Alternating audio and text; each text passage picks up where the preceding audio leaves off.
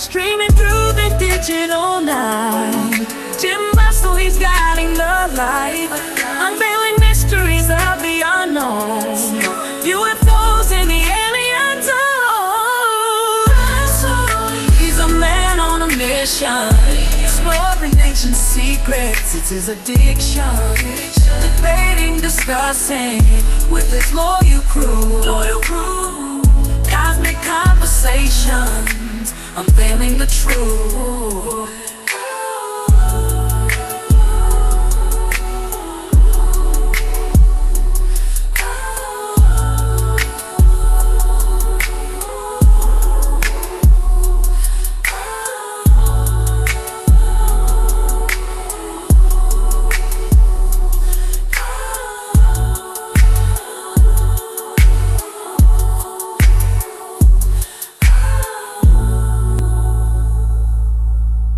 Dudes, what's up?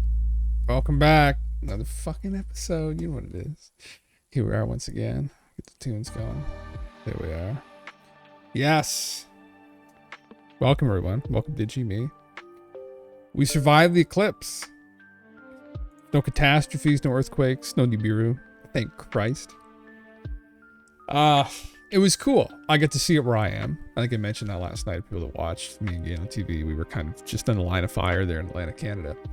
So we get to see it. Almost a full eclipse. It was very cool, very eerie. It was eerie in that as we watched it progress, it got colder and colder and colder, right? As the direct sunlight kind of was being covered up. And then it just kind of stayed like that for a minute or two and then it went back to normal. But yeah, it was pretty dope. Yeah.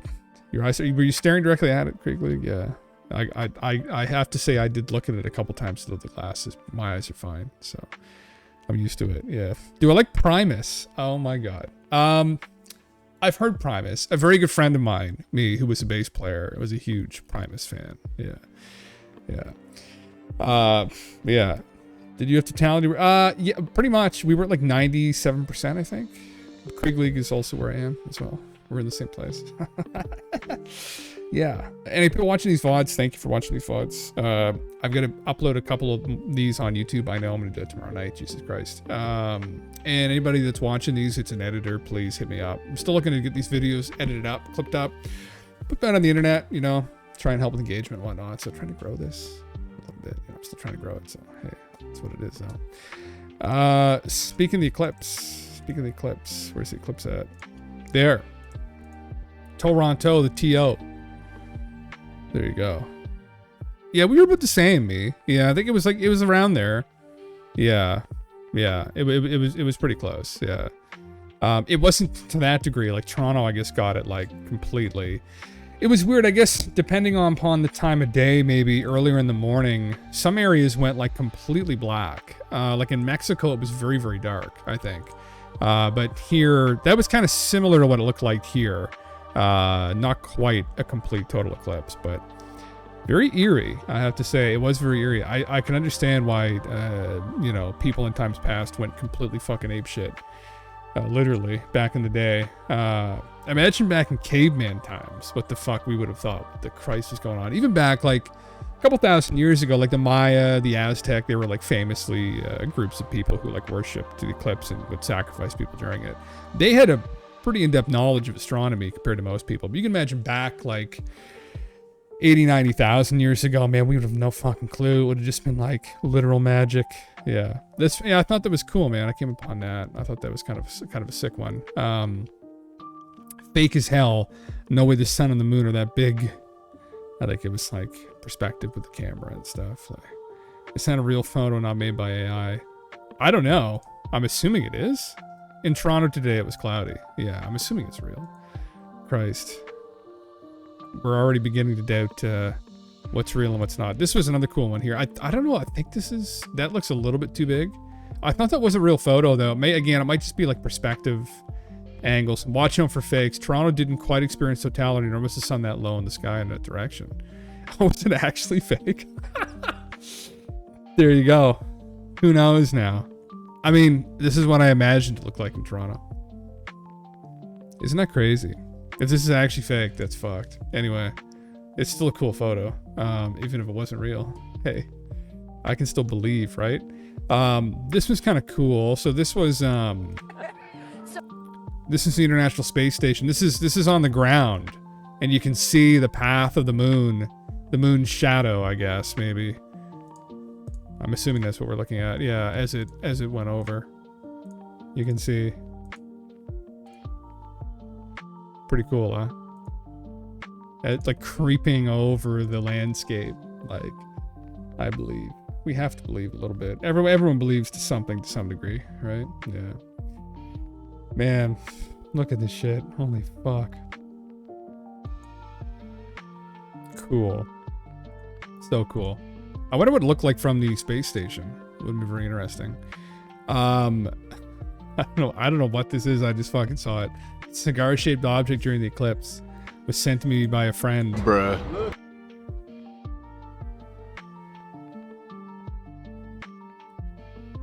Did y'all see that shit? Bruh. Oh no, that's some bullshit. That's some bullshit. That's some fucking CGI there, bruv.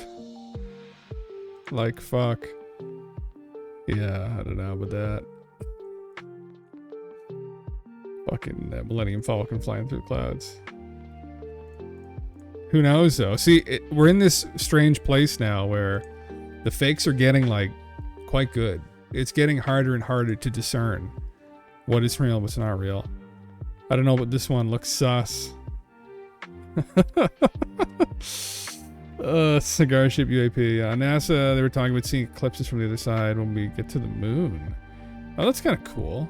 Oh, that'd be really trippy, huh? Wow. Yeah. I wonder what it'd look like. That'd be very strange, yeah. Fake for eclipse in Canada. Yeah, oh, the first one you mean? Yeah. Yeah, I think we discerned that was a fake, yeah. Had massive cloud coverage. Oh, that's too bad. It didn't quite look like that here, I have to say. Can barely see it there. Yeah. Fuck. Yeah, where's some other eclipse photos? I kind of want to see. How do you tell what was real? How do you tell what was fake, though? That's the hard part. Oh my god, come on now. It's all just like bullshit. There was a cool one someone took in, oh, I think it was somewhere in the southwest United States, like right, not quite that far, but right on the line there. And it was a really cool shot. It was a real one.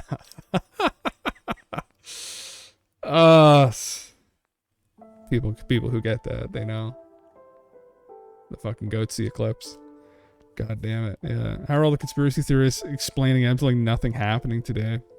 Yeah, I think that was pretty much what everyone was. That's what we were all expecting, I'm sure. I don't know what the conspiracy theory was in regards to it. Like, what did they think was going to happen? Earthquakes was one thing that we covered last night. There was like a lot of rapture talk. I don't know. I didn't quite know what was going to happen, what people thought was going to happen. And the earthquake was the one that I heard. And technically, not to contribute to it necessarily, but the New Madrid earthquakes happened a couple months after their eclipse. So, stupid TikTok shit everywhere saying end of the world.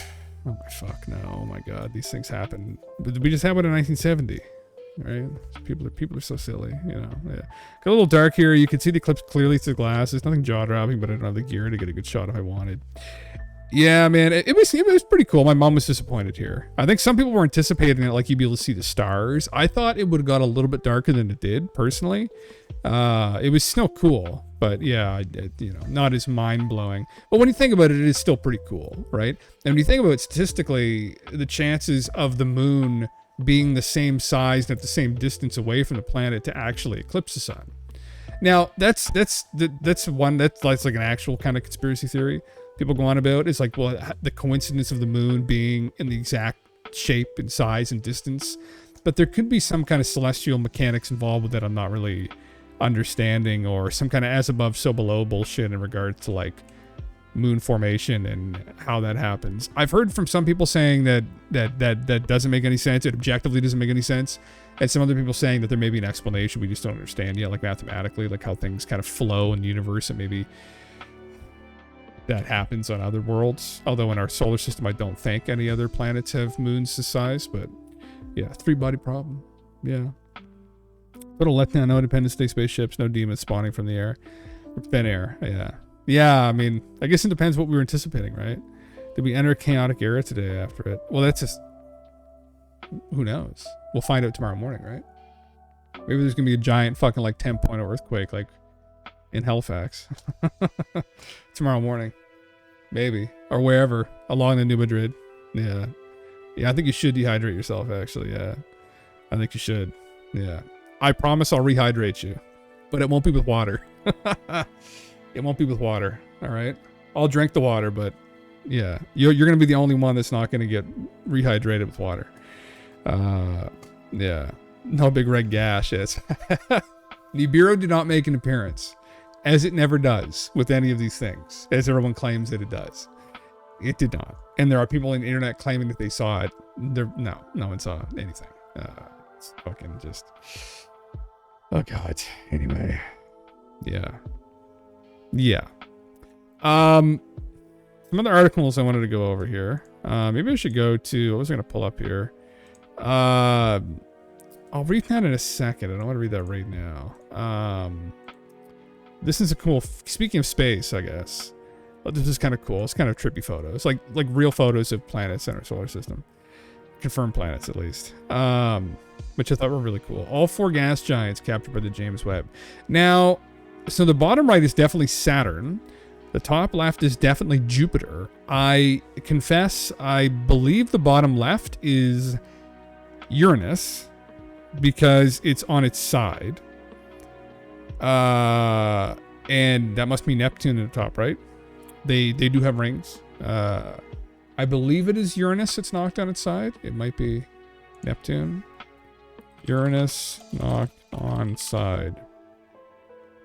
The dimensional thing holds it soon after the solar system formed. Uranus was knocked on its side by a series of collisions, yes. Uranus is bent over, like your dad. Yeah, there we go. Even Earth has rings. Space is so fascinating. Yes. Yeah. Uranus is a particular enigma and was used at one point to potentially explain, or it was used, I guess, in concert with Planet X, and that Planet X is what knocked it on its side. That's Robert Harrington's hypothesis, I guess. In theory, because mathematically they had some grounding for it being out there. And anyway, very cool, very trippy stuff. I don't know, this light spectrum obviously is not what we see them in typically, but still cool. Yeah. Very, very sick. Some of the James Webb stuff is truly incredible. Yeah. Oh, this was one I was thinking about. I don't know if this is real or not. This is one when I was looking at.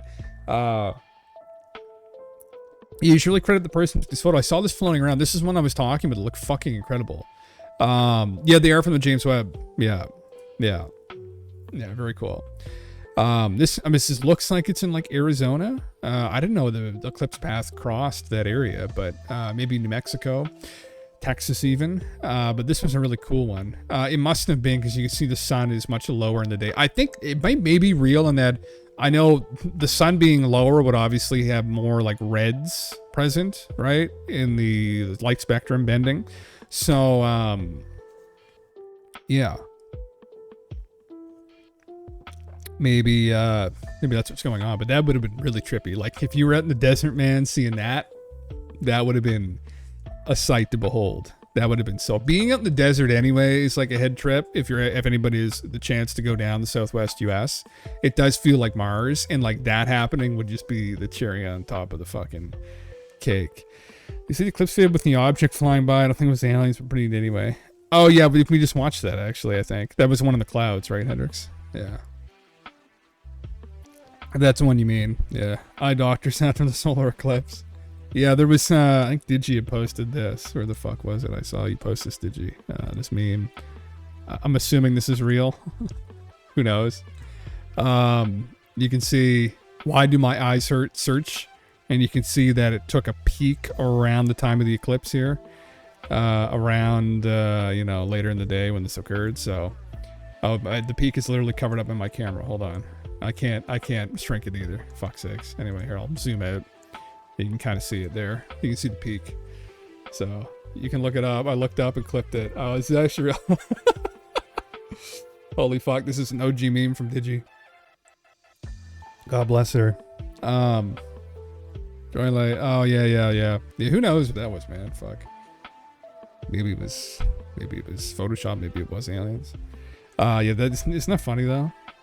Like, I was surprised how many people weren't aware of what was going on. Like, I ran into some people and they like weren't really even aware what the fuck was happening. I was like what? What the fuck? One guy didn't have a cell phone. I was like, what year are you from again? Like, where are you from? The fuck? Interesting though. I thought that was fucking funny, yeah. I'd be stupid enough to look at the eclipse, but even more stupid to ask Google why your eyes hurt after. Like, yeah, oh fuck, man. Well, that's a scary thing, right? That's what's scary about it. Yeah. Very scary. Man, fuck. Craziness. Yes. I see every time I see that. Oh, this. I saw this. Hey, Craig, you posted this too. I saw this. I bet you did not hear about this. I did not. A container ship owned by a French shipping company, APL Qingdao, lost control in New York City Harbor on Friday near the Verrazano Narrows Bridge after losing power temporarily. Wait a second. Didn't the Dali container ship that hit the Francis Scott Key Bridge in Baltimore also lose power temporarily before smacking into it, causing the whole thing to collapse? Was the ship on the same course to take out the Verrazano Bridge? I definitely can't say for sure, but it is awfully peculiar that these two massive ships both lost power near the foundation of major bridges. Last I checked, I don't think it's a common occurrence for these container ships to lose power randomly. Unlike the Dali, 3 tugboats are being utilized in New York Harbor at the time of the incident, and 3 more were needed to bring the ship back into control. It's at the very least, I think it's supposed to say, it's very strange and off-putting coincidence. What do you think? Oh, Train Beast, God bless. 3 months. Oh my heavens. Let the money flow tonight, Daddy. Yeah. Very nice about let you could die off the meme, nothing of value was lost. Oh my god. Sometimes. Yeah. Yes. Oh, what's this now? Is this another part of it here? Greek Lake? Woman shoots 2 drivers in Nike in Florida after telling hotel staff she was going on a shooting spree directed by God because of the eclipse. Holy shit. Fuck. Yeah. Sky. Let the sky daddy flow. God bless you, Train Beast, fucking son of Anu. Yeah. There you go. Fuck. Jesus Christ. People going banana balls. I guess I was told today that all the crackheads in our city were kind of coming out of the woodwork, and someone looked outside and they're all just sitting on the sidewalk, just looking up, staring at the eclipse. I was like, man, fuck. I was like, if you were high as fuck though, like, and that was happening, and you didn't really like know what was going on, that would be pretty awesome. I have to say, the one time that being completely fucking fucked out of it may actually be a good thing, like when something like that happens. Or a bad thing, you start freaking out and have a fucking panic attack. Hopefully not, but yeah, that's not good. And I was hoping people were anticipating more chaos, but peace reigned. God bless the peace. Shoots too. Oh, hopefully the drivers are okay though. I saw those bullets in the fucking, that looks like a Corolla or something. Interesting. Fucking nut. Directed by God. Definitely mega. Oh my god, directed by God. Yeah, I don't think if God ever comes into your head and tells you to shoot up a bunch of people on the fucking I-10 in Florida. That's not God, all right? That's not God, FYI. Not saying you're not hearing those voices, because I don't know, but it's just not God. Anyway, yeah, this is fucked though with this thing, huh? Just a coincidence. There aren't people actively out in the world trying to sabotage things, right? That's impossible. That doesn't happen. Yeah, who knows? I don't get the whole meme of like crashing bridges into ships. Or that'd be even better. Crashing ships into bridges. If they're crashing bridges into ships, then we'd be fucked. Something would have gone seriously wrong. Yeah. I mean, I don't fucking know. It's just like, I mean, I can see if they hit like the Golden Gate, they hit that big one in New York. Like if all the major bridges like in the United States started getting hit by fucking ships losing power. Okay. But although the one that did get hit was fairly important, I guess. But I don't know. A bridge just flew into the Freedom Tower. Fuck. We have pretty good rock barriers around our main bridges here. Yeah, these ones are kind of just out in the open, huh? Yeah. I mean, it's one of those things too, probably like once something like that happens, the people, like all the captains are nervous as shit. And you have to think like things do run here pretty smoothly. At least they have the appearance that they do. Do you just imagine how many close calls there are every fucking day with so many dangerous things? It would be very unsettling. Like maybe the nuclear industry, how many close calls there are, right? I mean, there's probably things you just don't want to think about, honestly. Things that you would think about if you had crippling anxiety. Thankfully, I don't. But, you could definitely develop some kind of a condition if you were to focus too much on that. Speaking of which, here's a shot. You think this would be standard? Oh yeah, there you go. If you were going quick enough though, would it like beach onto the rocks and still smash into the ship though? Maybe it'd be enough to stop it from completely demolishing fucking the bridge. I mean, this obviously bad. I'm glad no one was eating any more faces in Florida. What happened like a decade ago? Some guy just like ate someone's face in the fucking highway. Fuck. Yeah, again, speaking about things that give people anxiety. Gives me anxiety. Oh god. WHO, the WHO recommends farmers get vaccinated for bird flu. I don't think farmers are going to comply with the World Health Organization. Call me crazy. So essentially, this Teddy here is just calling for people to become vaccinated for this, just in case it doesn't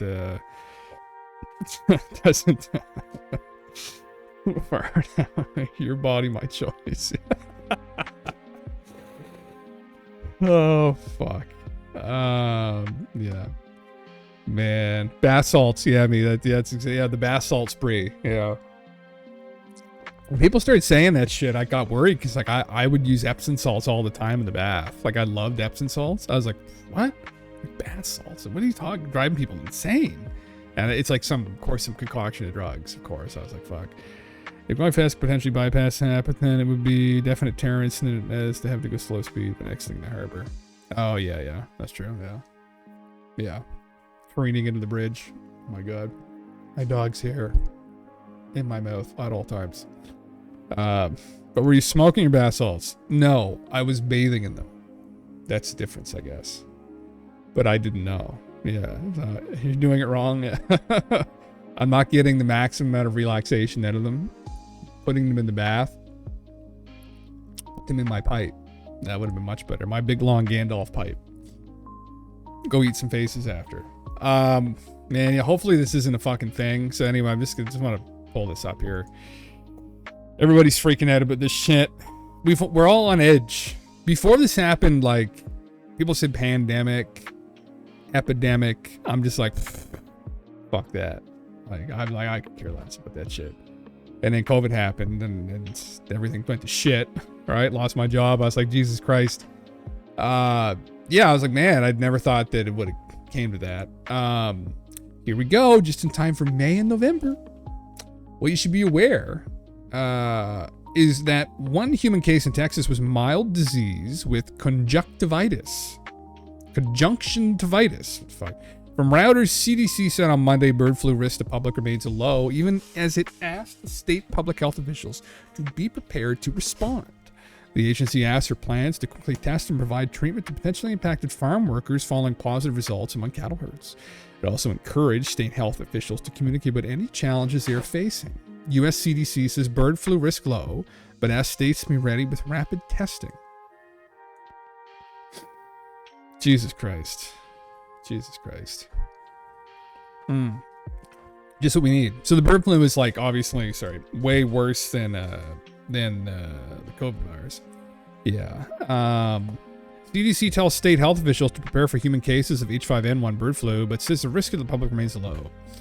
On Friday, Narav D. Shah, CDC's principal deputy director, here we go, all these influential people, met with members of the Association of State and Territorial Health Officials, the Council of State and Territorial Epidemiologists, and the Association of Public Health to discuss avian influenza planning. It emphasized that although the risk to the public remains low, the agency wants state public health officials to be prepared to respond. CDC recommends state public health officials engage with their state veterinarians, etc., etc. So, like, obviously, this is just to do with people either, right? This is like chickens get this primarily, and they die from it. And yeah, it's I don't want fucking all the chickens to die. I eat so much goddamn chicken, like. We definitely don't want that to happen. So a little bit of fear mongering on here in regards to this, I have to say. Is one guy got it. There have been other cases of people getting it in other countries, like for the last fucking 20 years, honestly. So I don't know yet, but yeah, the rhetoric is a little bit concerning, honestly, especially the vaccines being developed for them. It's money ultimately, like without implying some conspiracy. Obviously, they're just trying to fucking get their next fucking paycheck, these pharmaceutical companies. So, you know, time will tell, of course, just like clockwork. Increased censorship. So the pandemic treaty is in May, right? So that's in May, and that was a very controversial document that effectively gives a lot of countries who signed on to it all of their power to the WHO, which is not a democratically elected organization. In the event of a pandemic, and then this guy's got a clock here, it says after the treaty of the pandemic, and then they're going to interfere with the next election. So from other birds, right? I think so, yeah. Chickens, it's particularly dangerous, I think, as I recall. That it's killed a lot of chickens before. So that's, I think, the main concern here. Yeah, fuck, like these guys here, like. Don't you know, pump it up. Is this guy doing this to this chicken, or? Jesus Christ. And then he cuts his head off and eats it. That's great. Great. Yeah, fuck. Anyway, there's a couple people, it's Trump. Yeah. God, it does look like him, doesn't it? A big cock. Makes sense, yeah. God damn it. Yeah, so I guess in regards to unsettling things, so there's been more rhetoric in regards to AI. AI is something obviously that everyone's been following probably. I've been using ChatGPT every fucking day, like quite extensively with a lot of things. I enjoy it quite a bit. It is a, when you start to know how to use it, it's a brilliant tutor. I love using it to tutor me on anything and everything, really. So as we progress here into like the next stage of this, people are starting to get more and more concerned. So I thought I'd read this article. This is from the Wall Street Journal. Social order could collapse in AI era, two top Japan companies say. Telecommunications company NTT and leading newspaper Yomiuri to issue manifesto calling for new laws to restrain generative AI. Fucking... Can I disable the thing again for this? Man, I hate these publications sometimes. We'll just TLDR it. Japan's largest telecommunications company and country's biggest newspaper called for speedy legislation to restrain generative artificial intelligence, saying democracy and social order could collapse if AI is left unchecked. I mean, try to sample JavaScript again. Yeah, let's do it. Let's do it.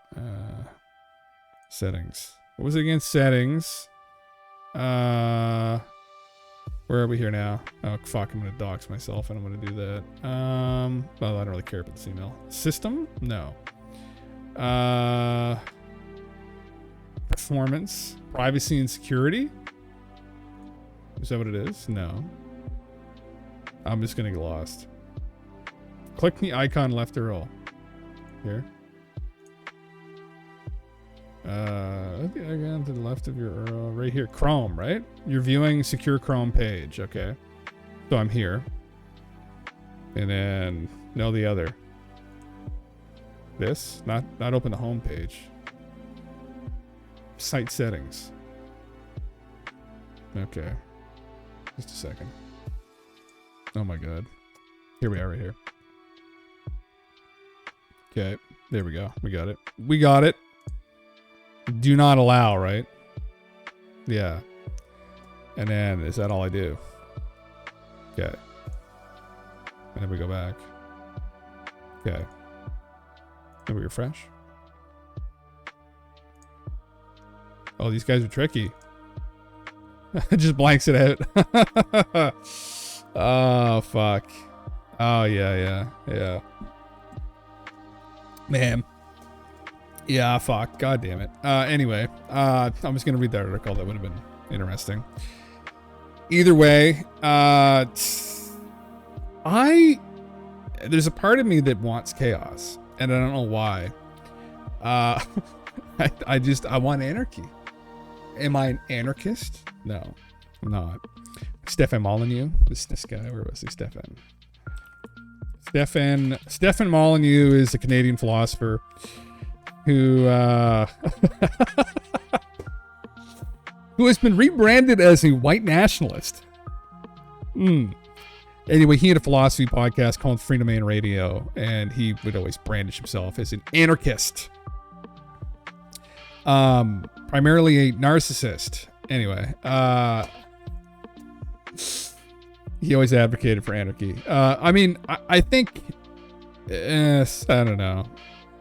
I really think that we do need to shake things up a little bit. Hopefully it gets a little bit out of control, but not too out of control. That's my fucking hope, yeah. You can just hit F5 and then immediately hit Control P. What's that going to do now? Do I want to do this? Control P? Whoa. Print? Yeah, no. There's nothing on the page. Fuckers.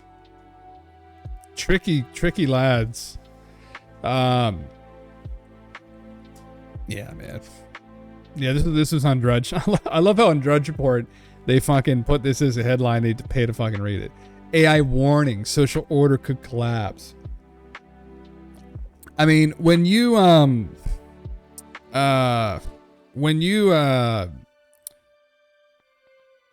start to play around with it, you can start to understand why maybe this could be problematic. I just saw this. What the fuck is this? NASA spots objects speeding around the moon. Photobomb by the Korea Aerospace Research Institute's Pathfinder Lunar Orbiter. Oh, moon blank. Okay, so it's kind of a meme. So it's just a Korean orbiter. Okay, I see. What was the story title? You gotta do it fast. Oh. Yeah, I think, well, it doesn't seem to like want to fucking load anything more than that. God damn it. I'll move on to this maybe. This is something, because I kind of want to get on to talking about some UFO stuff too. Social order could collapse in AI era, 2 top Japan companies say. That was it. Yeah, I will try and get it. Oh, cool. Thanks, man. Awesome. Elon Musk is all that stands in the way of totalitarianism. So I'm not going to fucking watch the video here.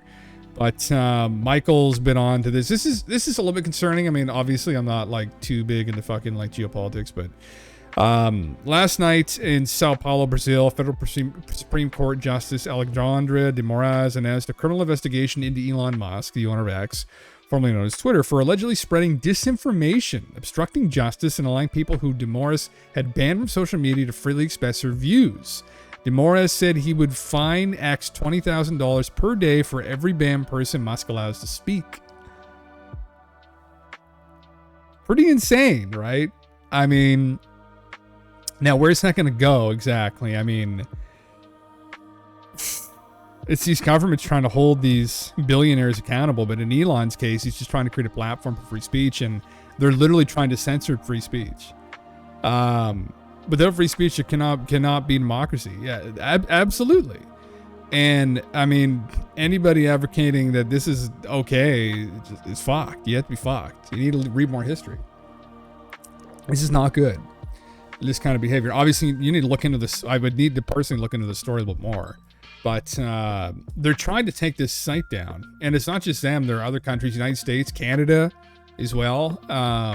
Last week, the Scottish government implemented a law to crack down on so-called hate speech, including jokes by comedians Now, again, right?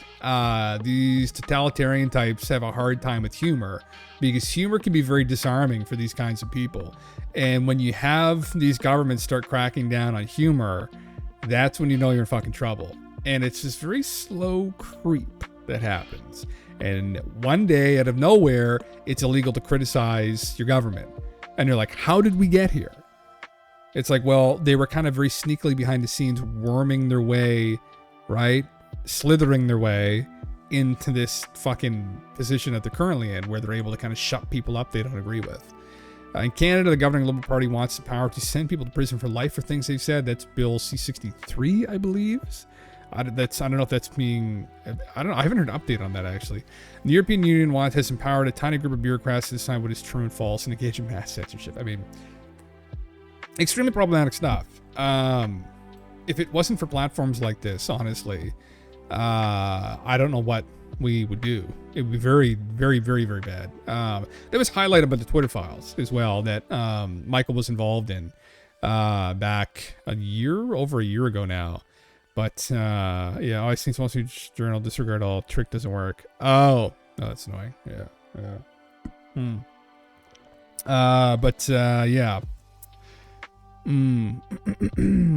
It is clear that intelligence and security agencies have been working together around the world to gain control over social media platforms in order to discredit, prosecute, and incarcerate populist leaders.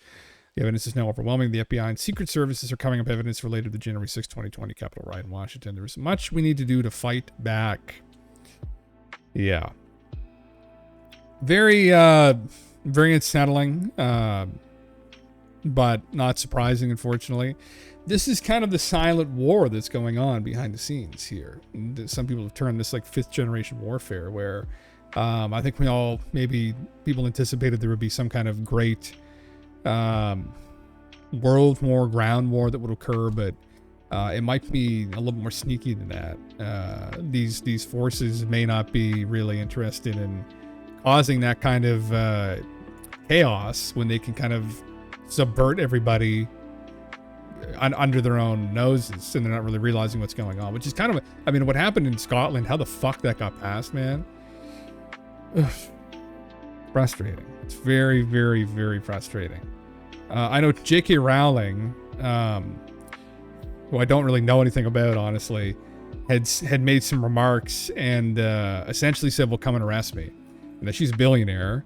And so I don't know how that would go for them if they went and actually did that. I would assume there'd be uproar.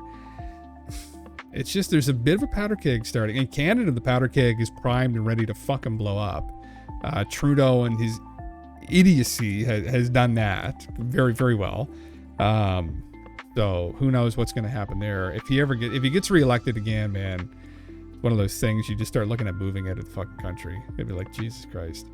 Anyway, on to other things that aren't so fucking frustrating. I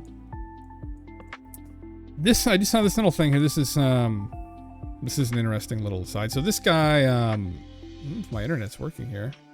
Oh, that's what did it. The second. What did I do again? I went to, oh my God. System? No, it's not system. Hold on. Read up and reread the instructions here. Yeah, site settings. We don't want to do that. Oh, this is painful. Default browser, no. Privacy and security. Site settings. JavaScript. Allow. Okay. And then we'll go back and we'll go reload. There we go. Okay. For years, the Air Force has dismissed them as hoaxes, hallucinations, or misidentifications. Now, the Air Force's own scientific consultant on unidentified flying objects declares that many of the sightings cannot be so easily explained. This is by J. Allen Hynek, by the way. So, on August 25th, 1966, UFOs disrupted radio communications at Minot Air Force Base nuclear missile launch site. 6 days earlier, a patrol officer observed a metallic disc at close range amid several Minot AFB nuclear missile silos. The UAP disrupted his radio. On August 25th, 1966, an Air Force officer in charge of a missile crew in North Dakota suddenly found that his radio transmission was being interrupted by static. At the time, he was sheltered in a concrete capsule, I believe it says 40 feet below the ground, while he was trying to clear up the problem. Other Air Force personnel on the surface reported seeing a UFO, an unidentified flying object, high in the sky. It had a bright red light, and it appeared to be alternately climbing and descending. Simultaneously, a radar crew on the ground picked up the UFO at 100,000 feet. Holy shit. So begins a truly puzzling UFO report, one that is not explainable as it now stands by such familiar cases as balloon, aircraft, satellite, or meteor. When the UFO climbed, the static stopped, stated the report made by the base's director of operations. The UFO began to swoop and dive. It then appeared to land 10 to 15 miles south of the area. Missile Site Control sent a strike team, well-armed Air Force guards, to check. When the team was about 10 miles from the landing site, static disrupted radio contact with them. 5 to 8 minutes later, the glow diminished and the UFO took off. Another UFO was visually sighted and confirmed by radar. The one that was first sighted passed beneath the second. Radar also confirmed this. Oh man, the periods. J. Allen Hydek's syntax, the sentences aren't that great. The first made for altitude toward the north, and the second seemed to disappear with a glow of red. This incident, which was not picked up by the press, is typical of the puzzling cases that I have studied during the 18 years that I've served as the Air Force's scientific consultant on the problem of UFOs.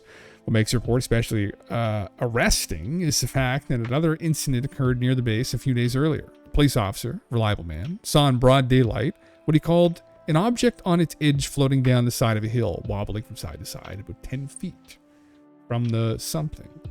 Makes me miss a Project Blue Book TV series. Yes, I enjoyed watching that too, Enormous. Yeah, I thought that was really well done, actually. Yeah.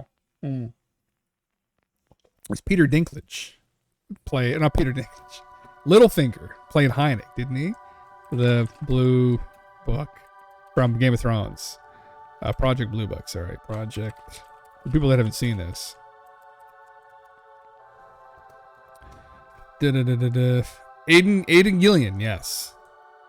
Yes, there is, yeah. Where is it right here? Yeah, I enjoyed that actually. Yeah, I thought it was pretty good. I might rewatch that actually, speaking of which. Yeah. Very, very cool. Fixated around J. Allen Hynek, obviously. I don't Jock wasn't in it, was he? Yeah, that's fucking annoying. Yeah. Never know if you survive the underwater alien base into that sub. Yeah. Fuck. God damn it.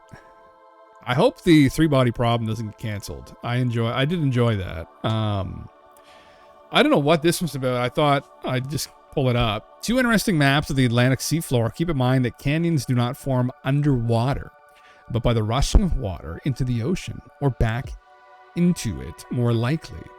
So you can see here these giant canyons. Now, what you're looking at there are fault lines that have been created by the plates of the earth compressing together. And that's what's created that kind of mountainous range under the water. And you see at the top there is the Mid-Atlantic Ridge, which is 3 plate junctions coming together. What this guy's implying is that the oceans have sloshed around in the past or periodically, and that's what's created these shelves. But I don't know. Yeah, it's hard. Who knows? I think we know a decent amount about this, honestly. Not to say that there haven't been catastrophic episodes, but maybe not all catastrophism, but that's exactly it, Astromer. Yeah. I don't know if you really need to go full schizo for that explanation there, personally. You could argue that there were maybe some, like the younger, my brain, the end of the Younger Dryas definitely might have contributed to some erosion along like North American continent, potentially. Like where you see the shelf come off into the deep ocean. That was something, Comet Research Group had a paper that started to kind of dig into that a little bit. Their hypothesis is that an asteroid hit the North American ice sheet and rapidly melted it, and then sent a giant wave of water running off of it into the ocean. I mean, maybe one of those things. It's like, man, oh my God, they're looking at the Mid-Atlantic Ridge. I mean, we could play devil's advocate and say they've been teaching us the wrong thing. That could be it too. We could have been wrong. Maybe things are fucked, or maybe it is maybe I mean, gradualism is definitely something that happens. Gradualism obviously being that it's this belief, not belief, it is a belief for some people, I guess. It's this theory that all the changes we see in the planet happen very slowly over time. So mountains very slowly rise, right? All right, and like the plates slowly have pulled apart, right? The continents have slowly drifted. You have the opposite end of that spectrum, which is catastrophism, which is that we have bouts of rapid change. So a mountain will rise out of the ground very quickly. Very quickly could be like, I don't know, instantly, or like over like a couple months. Same thing with continental drift. Potentially there was more rapid movement, and those two kind of bends usually go at it, I guess, in geology. Although there's not a lot of there's been a bit of a resurgence of catastrophism, honestly, the last decade, thanks to some people. Like Randall Carlson, someone, although he himself is not a geologist, but he's quite knowledgeable. He's studied a lot of the literature that's kind of brought this back up again. And at the time when I found him, I started reading Velikovsky's literature. He was obviously, again, the guy, Russian psychologist, who was obsessed with the idea that there was this comet that appeared during the Exodus. He was convinced the Exodus did happen, as many other scholars are, and that it happened roughly 3,600 years ago, 3,500 years ago. And he was a proponent of catastrophism. There's a lot of examples of clearly catastrophic events. The mammoth die-off is one that is absolutely a red flag. I'm meant to rewatch. I'll probably continue watching this actually here in a second after I watch this Professor Simon video. But Randall's interview that he did recently going over that is a head trip. When you see how many mammoths died, and usually kind of localized in like one area, whether it's in like northern Siberia or like northwest or North America up towards Alaska, there's some huge graveyards, and they don't make any sense, and they're usually intermingled with a bunch of other animals. There's a boneyard. Joe Rogan had this guy on last year ago, maybe 2 years ago. He had him on again more recently, but he's a gold prospector, and this guy found this area in this undisclosed location in Alaska, and they blow the area with water, pressurized water, and they're revealing all of these remains of these megafauna from the Ice Age. And the megafauna is like all mixed together. Like you put it in, as Randall had said, you put it in a fucking blender. And that's extremely alarming, especially the degree to which these bones are found, or sorry, the amounts that they're found in, and the conditions that they're found in imply there was some kind of catastrophic event. In the area they're found in, maybe it would make sense in that as the ice sheet was melting, there would have been massive flows of water, and there could have just periodically been giant like dams bursting, and then a tsunami wave going across a fucking prairie and just sweeping everything up, right? And mud as well. And that would definitely, those forces could definitely blend all those megafauna bodies together, right? Like giant sloths and saber-toothed cats and giant bears, short-faced bears and mammoths, but crazy shit. Yeah. Randall's gone to some of these sites, and some of his videos, I highly recommend his podcast, Cosmography, on YouTube. But he and his kind of partner in crime, Brad has drones and whatnot, and they've gone to some of these areas, and they've shown the runoff. Oh, thank you, Hendrix, by the way. They've shown some of the runoff. Here, I'll go to Cosmographia. This is the, did they change the name of it? No, did they? I don't think they did they? Here we go. The Cosmographia podcast. Here we go. Oh, the Randall Carlson. They just changed it. It used to be called Cosmographia. But if I can find it here, probably one of our popular videos. But they've gone through some of these areas. He's obviously big on Atlantis too, right? It's kind of It's such a huge meme. I wish I could find some of them, but they'll go on these outings with a lot of very accredited people like geologists, astronomers, and he goes out with them in large groups, and they had these drones. They went up over some of these areas in like the central U.S. where these giant flows of water ripped by, and Grand Coulee, is that where he is right now? The Coulee Formation, Moses Coulee, and sea bears. Fuck yeah. Fuck yeah. Let's see if they're going to actually show some of the footage here. Firestorm events. I mean, Randall's obviously, I've memed about that too. Not that I'm an expert on fucking any of this, right? I just find it interesting. Some of the stories I find interesting of the firestorms and the Black Mat Layer. I find that's a hell of a fucking coincidence. The Scablands, Moses Coulee. I wonder if they have any actual clips of them there. I know this is just kind of a thing going through. But there's one, the world before the deluge.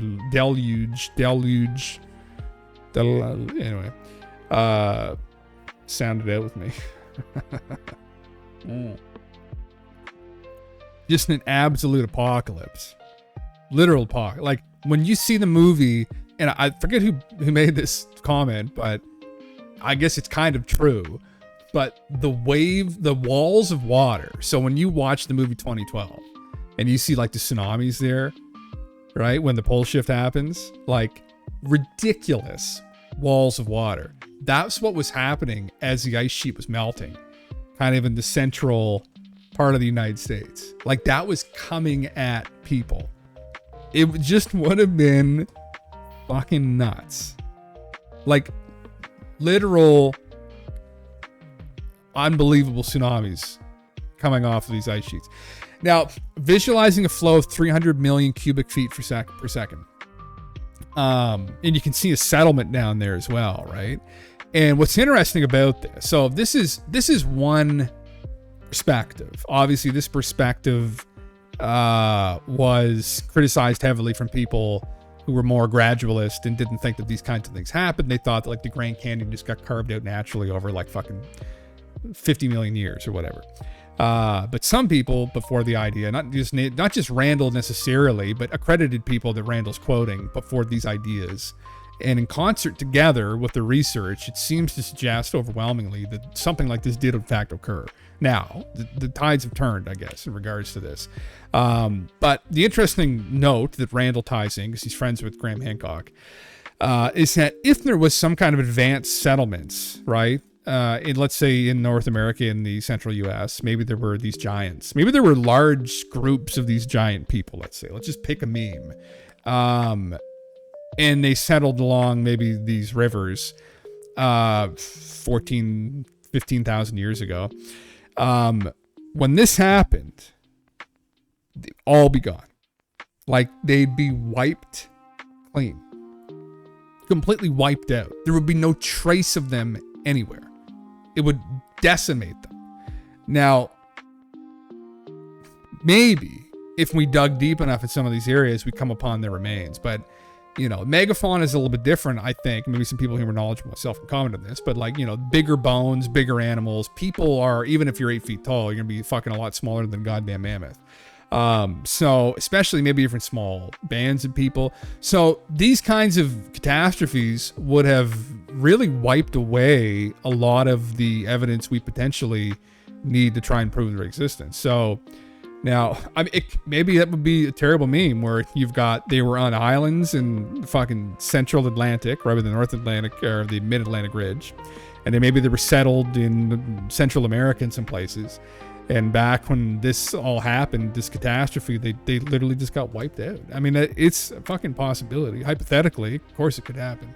But when you start to get the scale of this, it's very scary, actually. Now, this was to do with melting water, obviously. Unbelievable amounts of water running off of the glaciers, or the ice sheet, right? Now, how that all melted is another question, really. Again, it could have happened slowly. Dams of this water could have built up, and as the dams broke, all the water that was melting over like 300 years, 1,000 years could have broke loose and then washed over the landscape. There appears to be evidence that there was a lot of it at once, though, which would suggest potentially that then this ice sheet in particular in North America was melting very rapidly. And there's evidence to suggest that, and I've heard Randall put this forward before, this is a bit of a problem, and there's an energy problem involved with how all of that ice melted so quickly, because it wouldn't have just melted like that by itself.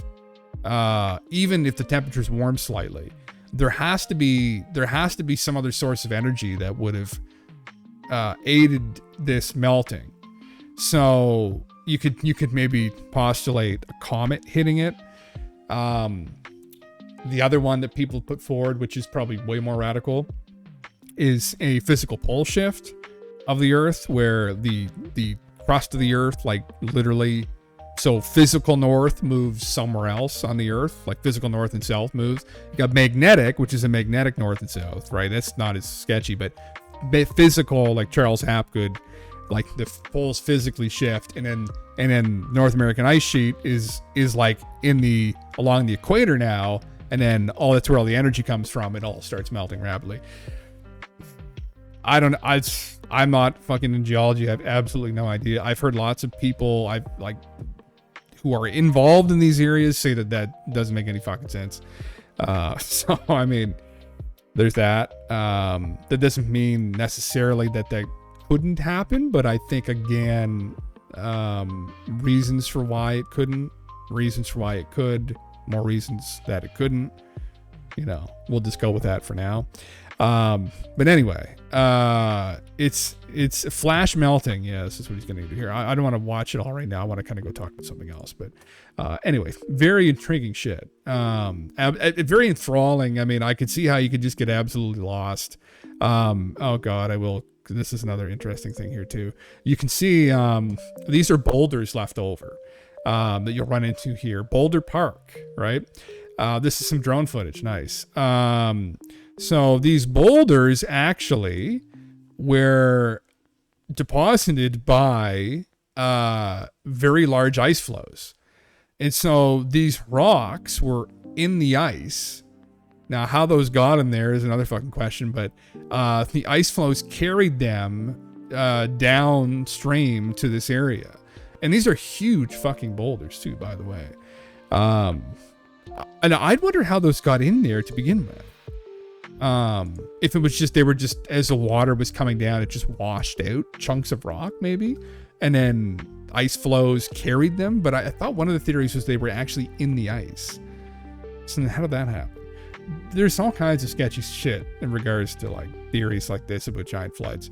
There's an area up, it's in Turkey actually, I forget what the fuck, Mount Ararat, I think, but they found whale bones up there, like a lot of them, supposedly. This was in Velikovsky's book, Worlds in Collision, actually, which is an old book. It's from the research, he would have done the research for that in the 30s and 40s, to give you an idea how old the book is.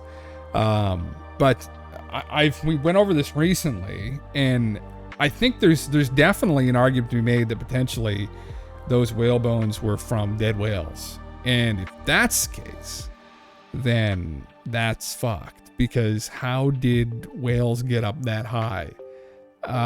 Was there a giant wave? That's what some people have put forward, that maybe there was a giant wave that hit the area. There is research now going on actively, like this is spicy shit, right? Some hot tea here on this fucking on this subject, but Northern Africa, that there may have been a giant wave that hit North Africa however long ago. We have no fucking idea, but actually it was Jimmy from Bright Insight that started harping about this, and he doesn't have a background in geology, but he's kind of looked into these kinds of things, and he was studying the eye in the Sahara. And I pulled this up multiple times now, but this is just really interesting for me because I've been watching this kind of unfold in real time, and there's been some people, and I forget what the discipline is. It's not geology, hydrologists. People that study fucking water flows have looked at this area here. specifically in Mauritania, right by the eye, that this doesn't look like wind that's brushed the sand in this direction like this. And in the opinion of some people who are accredited in these areas, this does look like water flows. And you could even kind of go out further than there potentially. I watched a video. We watched it on stream actually. One of the guys who specializes in this area, and he was kind of going over how you could definitely make an argument for how some of these flows could potentially be created. I'm not going to say the word fluvially with water, and that maybe there was some giant wave that was put over Africa. And it's interesting to think about that too. I mean, this is like schizo speculation here, but I looked at this before, but you kind of see, obviously the center of Africa is snow lash, but this area that looks like disturbed, maybe whatever hit this like wiped all the greenery away. We think that maybe all the sand just accumulated there over time, and there was some kind of disorienting event that caused this area to like lose its greenery, but it could have been some kind of apocalypse, some giant wave that washed everything away as well, and then deposited sediment over the area. Wouldn't that be Wouldn't it be fucked if that was the case? This was a lot. And the interesting thing about this is that we know this area was lush. I think it was between 7,000 and 12,000 years ago. So interesting. And we do have stories of a giant flood, right? And Ararat is Mount Ararat volcano. Right there. So there's Ararat right there. So, oof. That would have been one big wave to fucking wash over this whole area and then hit there. Yeah, I don't know. Who knows? I mean, how crazy has the planet been, though? That's what no one really knows, honestly, if everyone's being honest. Some people have a better idea than others, I think. But generally speaking, we're still learning, and it could very possibly turn out that some of the catastrophes have just been mind-boggling. I can see the force of a glacier just picking up stuff like that, stepping on a bug or gum with your shoe. Exactly, man. Yeah. Whatever the salt content in the soil. That's a good question, and that's something I'm assuming they'll probably study, right? That's the other thing you would see as well here is maybe you would expect to find remnants of marine life in these areas. There's some people who've researched this. Obviously, I'm not an expert in this area, and I haven't really been doing it to that degree. But I know Jimmy has been involved with this. I think he even went here to Mauritania, maybe. I don't know. I follow his Twitter page. I haven't talked to him or anything, but I think he did a video that there were remains found potentially of sea creatures here. That there was evidence of this this washout here being due to water, not just wind. So if that's the case and you found it here, you can kind of see logically, this is a fuckload of water, right? Like this isn't some lake that just got displaced. If from the line of Mauritania down happened because of water, it would have washed over fucking everywhere else, right? Because like there's nowhere else that the water would have come from. So something maybe that we'll figure out as time goes on, maybe. Who knows? But this is something that's ongoing at the moment. People who know more than fucking we do, right? Are looking into this, and maybe the conclusion will be, holy fuck, something fucked happened. Way more fucked than we thought.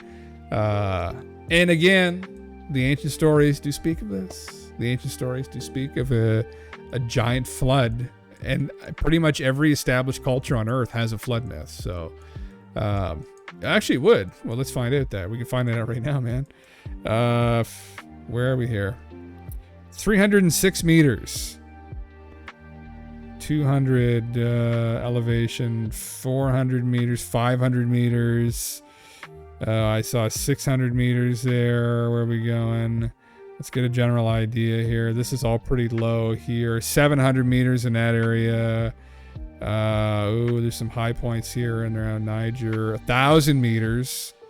That's getting up there. Let's see if we can go a little bit closer. So, I mean, this is well above fucking sea level. So, well, let's just say on average, let's say 500 meters. Meters to feet. That's going to help me here. Oops. So we're talking like a 1,600 foot tsunami to 2,000 foot tsunami. That's a good question, actually. Yeah, let's see that. Maybe. No, it's right about the same.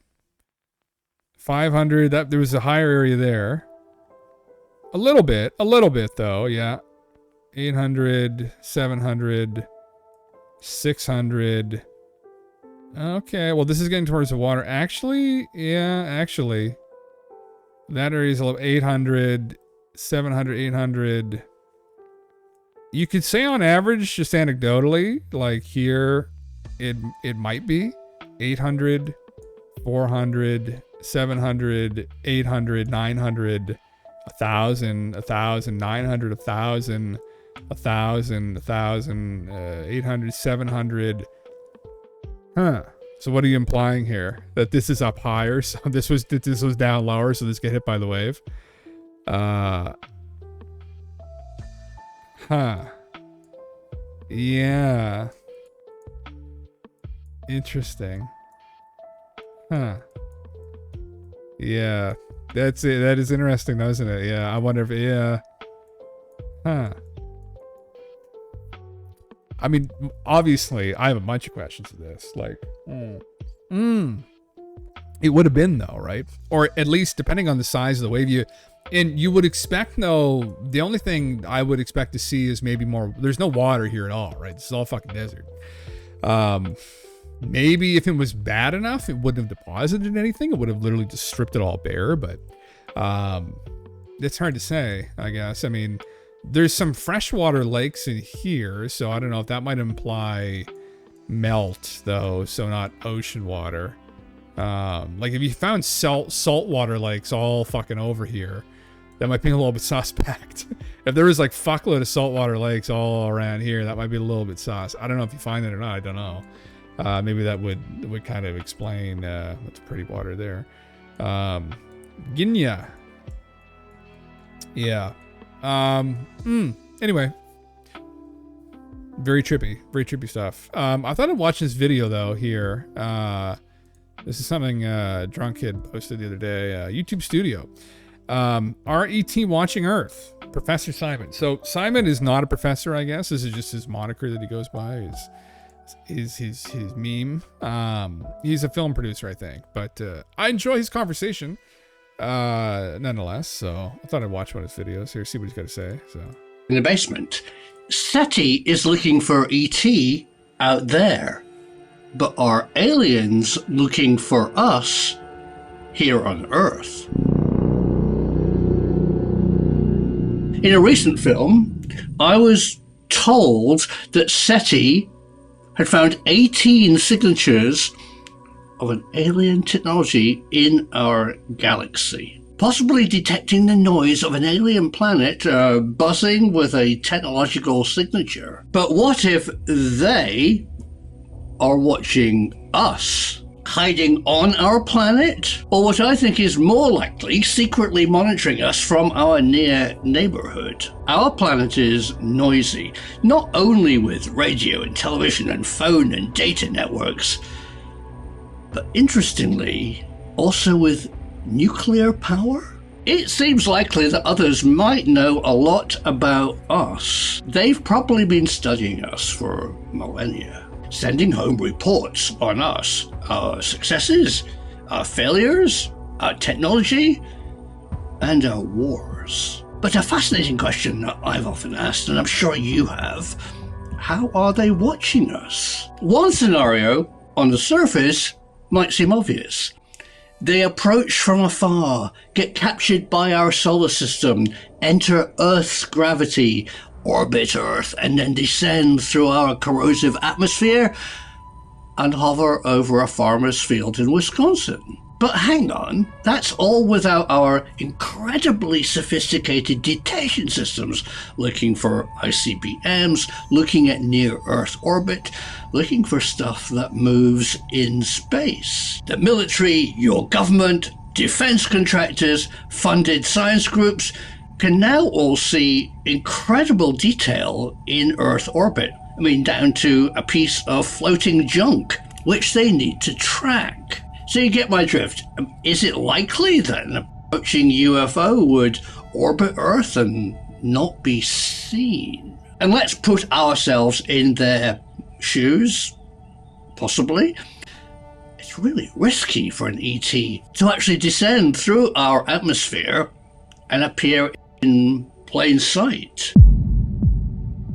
So like you, I like to think of other possibilities.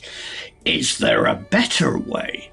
Well, possibly. It seems to be much better if they just stayed out in our solar system and monitored us from there. So today, viewers, let you and I ask a question. If they are just a bit out there, where exactly would they be? I think there's a big thing in the sky that points towards Earth all the time, our moon. The moon has permanently shadowy craters and also moon dust you could bury down into. Everything would be visible to them, sending back data as we stumble from one crisis to another. Plus our human successes, our quantum leaps into advanced physics, for example. Of course, all of that would be really understood by our observant neighbors. So I think SETI shouldn't just search into deep space, but actually look in our own backyard. And if we're really lucky, we might catch ET phoning home, sending our report card to our alien brothers. But assuming physics is roughly the same all over the universe, they would need batteries, a power supply. Earth orbits in a Goldilocks zone. We have energy from the sun. But once you go beyond Jupiter, your solar panels just wouldn't work. So I'm guessing, and I'm actually leading you down a path, I'm sure you're getting this, that the alien technology probably needs a fusion or fission reactor, something for a permanent power supply, even in the deepest, darkest crater on the moon, or buried underneath some rubble, or hiding in our asteroid zone, or way out beyond Jupiter, and of course on the way home, if they ever go back. And the next thing I'm going to discuss with you is why I'm actually making this film. Sorry, it was a bit of a long preamble. But I've been researching nuclear signatures, as you do. Everything fissionable, fusion less so, produces a strange byproduct, which you can detect. And that's an isotope of hydrogen called tritium. Yes. Where did I learn that? That tritium is a marker for nuclear power. From the military, who use tritium detectors to find secret nuclear reactors or even nuclear weapons. If I had a tritium detector, if you've got one, can I borrow it? I'd point it to the moon to look for an unrecorded, we didn't place it there signature of a fission reaction on the moon. Unless ET captured their gas, it would be a real telltale sign of somebody producing power on the moon or in orbit or hiding in our asteroid belt. And of course, a lot of people say they're here already and they've been here for millennia, probably using the best place to hide on planet Earth, under our oceans. Maybe aliens are looking for our tritium. Maybe that's why there are clusters of UAP over nuclear sites on Earth. They, I like that term, know that we are producing tritium from our dabbling in nuclear power. So as a humble science filmmaker, I'm sure I'm not the first person to think of this. Can we detect ET in our backyard? Well, there's a project. Well, I mean, you can already kind of get to answering this question a little bit. Now, have we, first of all, who's we?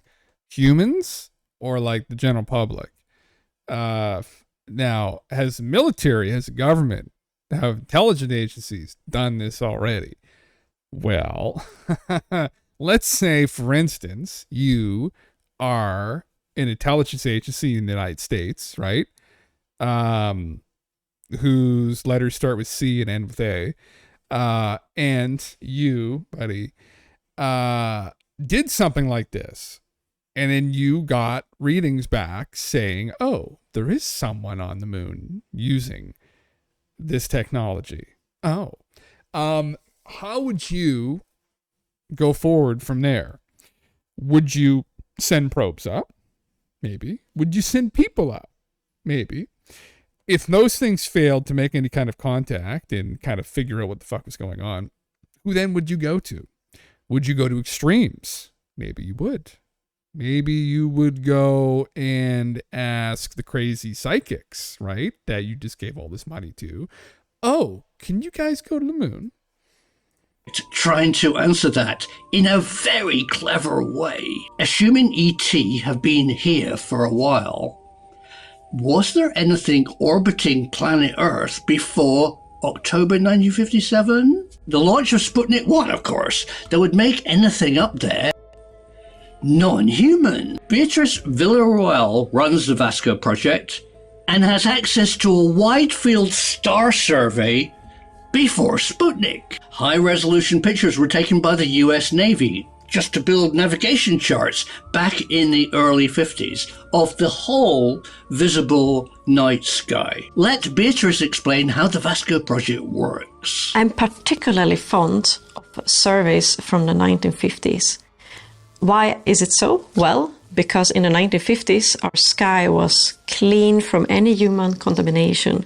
There were no satellites and not millions of pieces of space debris as it is today. That means that the catalogs from the 1950s, the images from the 1950s, are a gold mine in order to search for alien space probes. Imagine if, instead of searching or instead of waiting for a UFO to hover over your head, you could actually use some kind of technique to search for unidentified objects that are non-human. And not only to do these searches, but also, in case you detect it, directly get a spectrum in real time that would characterize it. Directly localize it in 3D so that you know where it is. And directly validate it with multiple instruments so that you know that nothing here is wrong. And imagine now that you could also do that and get rid of all human objects, let's say satellites, space debris, and you know that that's not human. So did we find something? Well, we actually did find some examples of these things. And I'm going to show you the top 2 candidates. We put them on archive last year. One is from the 6th of August 1954. I list the probability. Also, and another, the best example is from the 28th of July 1952. We'll come back to this. And you see here also these 5 things that are there and they just suddenly vanish. So it's kind of becomes very fun. So what are the implications? Well, what I try to convey is that there is some very unexplainable flashes that come in multiples in the old photographic plates that shouldn't be there. Now there's something more fun. We have a new paper out. And this makes it even harder for the so-called plate defect hypothesis, because suddenly we have 3 very, very bright stars that you can see there that are beautiful, 2 overlaying and 1 here, that are seen there on the 19th of July 1952. And you look later, and we actually looked both half an hour earlier and 1 month later, and all this image we had, and they weren't there. You can see here, is there in July 1952, it's not there in October 91. You can see it in Pan-STAR, you can't see it in Pan-STAR Siding, not in ZTF. And then we used the world's largest optical telescope, a 10.4 meter on La Palma. Our colleague did beautiful images in the red, in the blue, and we saw nothing there. Now there's just something I want to share a coincidence with you. There's something very funny about the date that I didn't know about when we found the triple transient. Another of my friends, actually, my media agent, pointed out, that date rings a bell. So then I went back and I decided to take a look at the other candidate, these aligned ones, at the top candidates that we had, because we had 5 candidates listed. And we have still a problem. That again, it coincides very close to these Washington events. I believe in that extraterrestrial probes are highly likely. I think Avi has been giving many arguments for why this is such a realistic idea, because we humans can send something to another star. Why shouldn't they be able to send something to us? It's just natural. Think of Voyager, think of Pioneer, and you have 40 billion Earth-sized planets just in the Milky Way. And also, nobody said that they have to be biological in origin. You could even have some kind of AI and robotic little probes that are spread throughout the galaxy, and you can search for them. We couldn't do these searches in the 60s, because in the 60s they were talking about already like radio SETI versus searching for probes, but the technology wasn't there. The technology to do these searches came with the development of the CMOS sensors as you use in your mobile phone, when one digitized the old plate surveys or created new sky surveys like in the last 10 or 15 years. And that is when we developed the technology to actually search for ET probes. So now when we have it, why not do it? By doing all this data mining, I hope that Absolutely. Vasco will succeed in finding a vanishing object, or maybe an object that has appeared that wasn't there 70 years ago. I think this will be extremely exciting, because then we can really maybe find something that is indicative of extraterrestrials and their technology. At least I'm hoping for that. So she's really found stuff fascinating before we went to space. So let's keep looking, searching for a probe looking at us. A monolith on the moon, or Oumuamua sailing past from interstellar space. But are we really of interest to an alien civilization? I don't know. Or are they worried by us, monitoring us for warning signs? Signs that we are about to make some giant leap in the evolution of mankind. A leap into the stars, but a leap into their backyard. Keep asking questions and keep searching in the quiet, dark places, because one day you might see somebody watching you. Leave a comment, ask a question, press like, and Oh yes, I'll absolutely do that, sir. Yeah, that's brilliant. Yeah, Beatrice's talk is great. Very good. We went over her paper. Me and Drunk went over it a month or two ago. There's a more recent paper that was out that we went through. I thought it was awesome. I mean, it was one of those things that you thought like, well, hey, there's all these rumors of things being seen, and obviously you can go back to a time when there isn't as much space junk or space junk at all, really. And that'd be one way to try and finally get a photograph, an actual, photograph we can validate. Of a truly anomalous object that we could tie with, as she just did to the UFO flap over Washington, 1952, July 19th. So, now, we need that, because I think we need these scientists to bring us some solid evidence. Enormous, God bless, sir. God bless the Prime. We need the solid evidence so that we can dig into more schizo things and be like, look, see, it's possible. They could be talking to people, because guess what? They're here. So if they're here, why wouldn't they talk to people? And then you can make those leaps in logic, right? More safely. You're not just going to jump out into the swamp and fucking drown. But hey, sometimes it's fun to put your head under the water. Alien abductee brain scans reveal gateway to a hidden world. Sean is Bjorn Hargens. Another video I was going to watch here. But I was going to talk about this a little bit more here, just for a moment. In regards to the abductee phenomena. So, obviously, far more metaphysical place, right? And as someone who's a background in philosophy, I love going to, although obviously we should try to be as logical as we possibly can be, but, I love kind of going out in these spurious places. And I was always fascinated with Betty and Barney Hill's story. I've mentioned this many times on here. Stanton Friedman was someone who, again, I've mentioned this many times as well, someone that got me into this when I was a kid. He was just very logical, very courageous.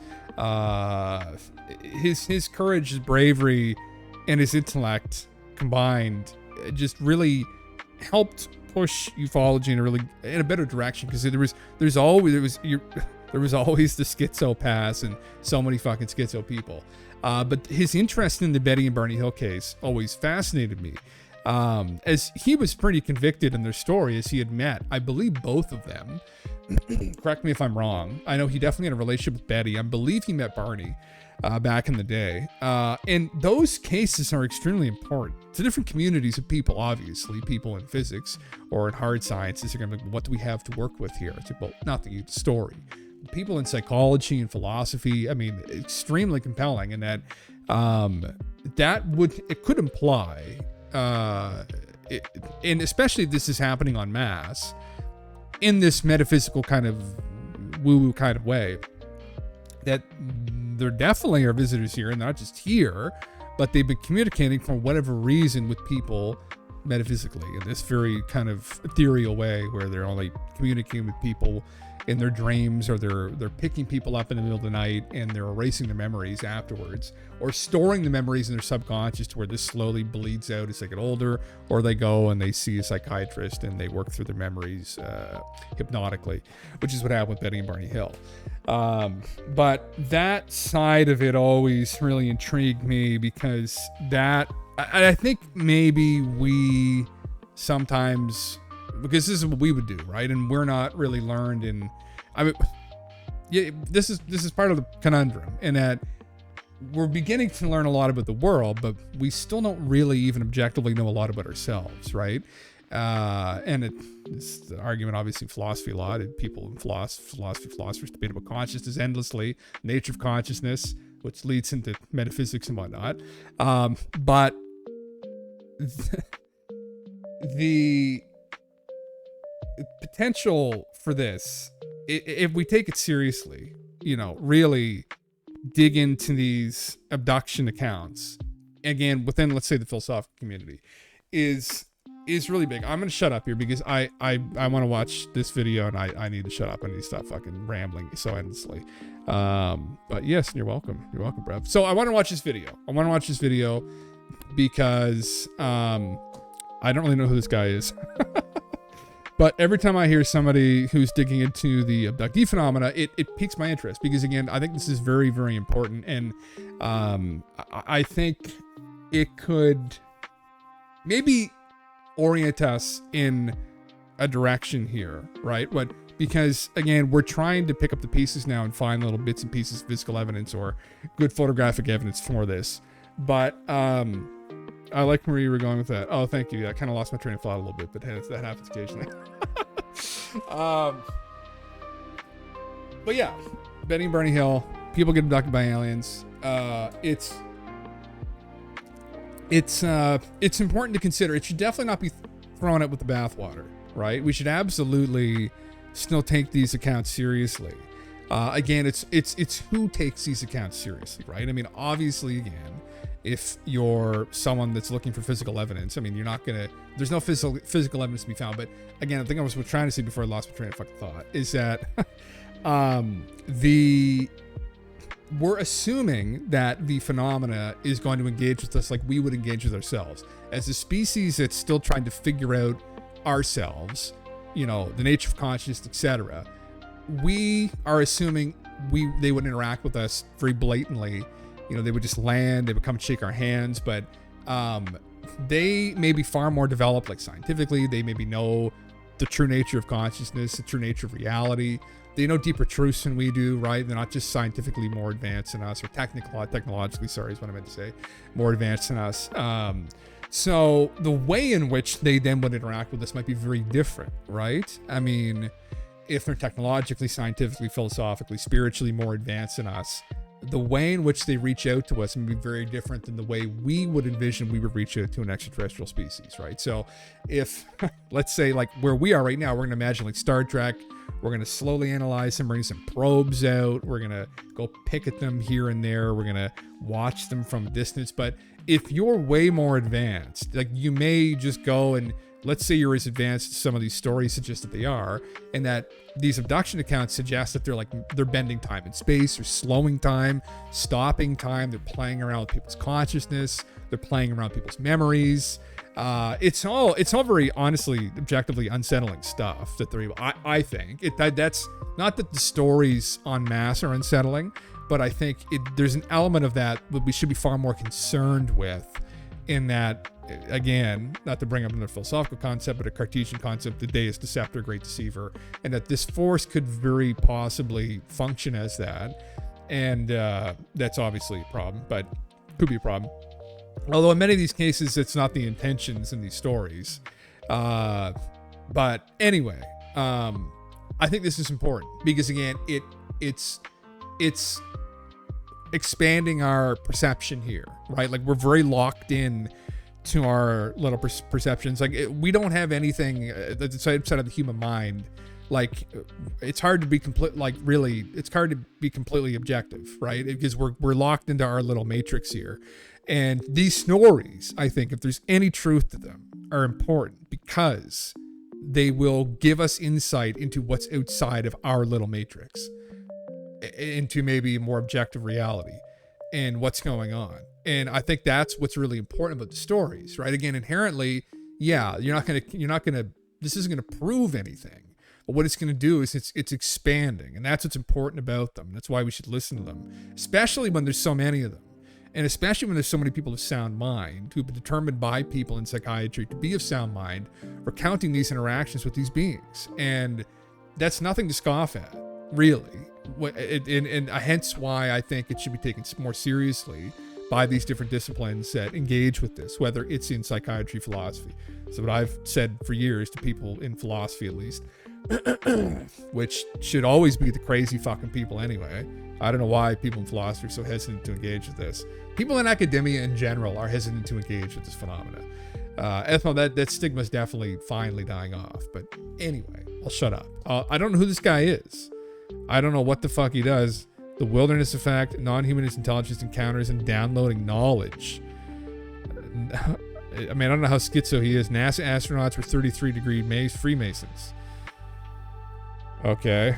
I'm just going through there. Government remote viewing program. There you go. Unsettling explanation for the Roswell incident. All right. Well, let's just let me just play the intro here, and we'll see.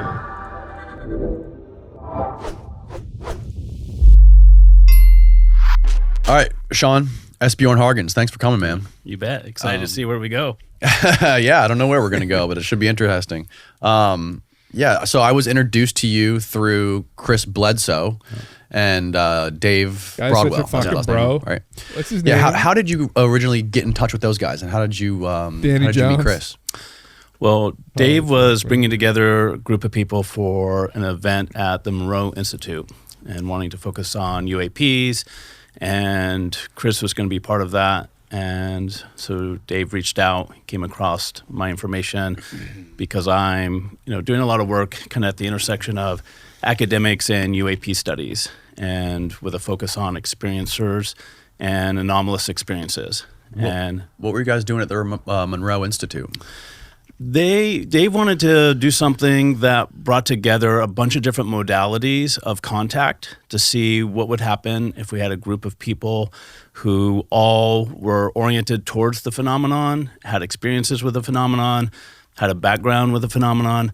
And so we, throughout each day, we were there like 4 or 5 days. We, did the HemiSeq technology, with the headsets in the boxes at Monroe. Like the Faraday cages? No, they have when you sleep at night, you have these. There's kind of these. They just often call them the boxes because you kind of get in there and you pull a curtain so it's totally dark, and you put on headsets that they have the HemiSync technology coming through in order to have out-of-body experiences or different types of contact experiences. So we were doing that each day, also during the middle of the day, like after lunch and stuff. And then we were doing different types of psi practices, different types of, CE5 types of, activities. Each night we were doing Skywatch. And so the idea was like, what happens when you bring together, a dozen people who, have collective intention around making contact, and then, throwing in someone like Chris Bledsoe, who has a real strong kind of history of being able to connect with and bring forth, the orbs and the other types of phenomenon. And yeah, it was amazing. It was a great event and quite fascinating. So I met Chris there, and we were able to connect, both during the activities, but also, during the meals and other moments during the time there. What do you think about the orbs that Chris is able to summon? Yeah. What do you think those things are? I think there are a number of different things. I think the way I orient towards it is they are forms of non-human intelligence. And I think what's fascinating about orbs, when you look at and study how orbs are experienced, both currently and also. Oh, what?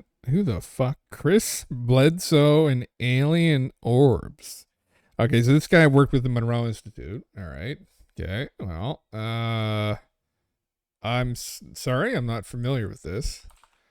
At least not immediately. Maybe when I see a picture of this. He does orb. UFO expert Chris Bledsoe tells Fox News host he can summon alien orbs by praying. Hold on.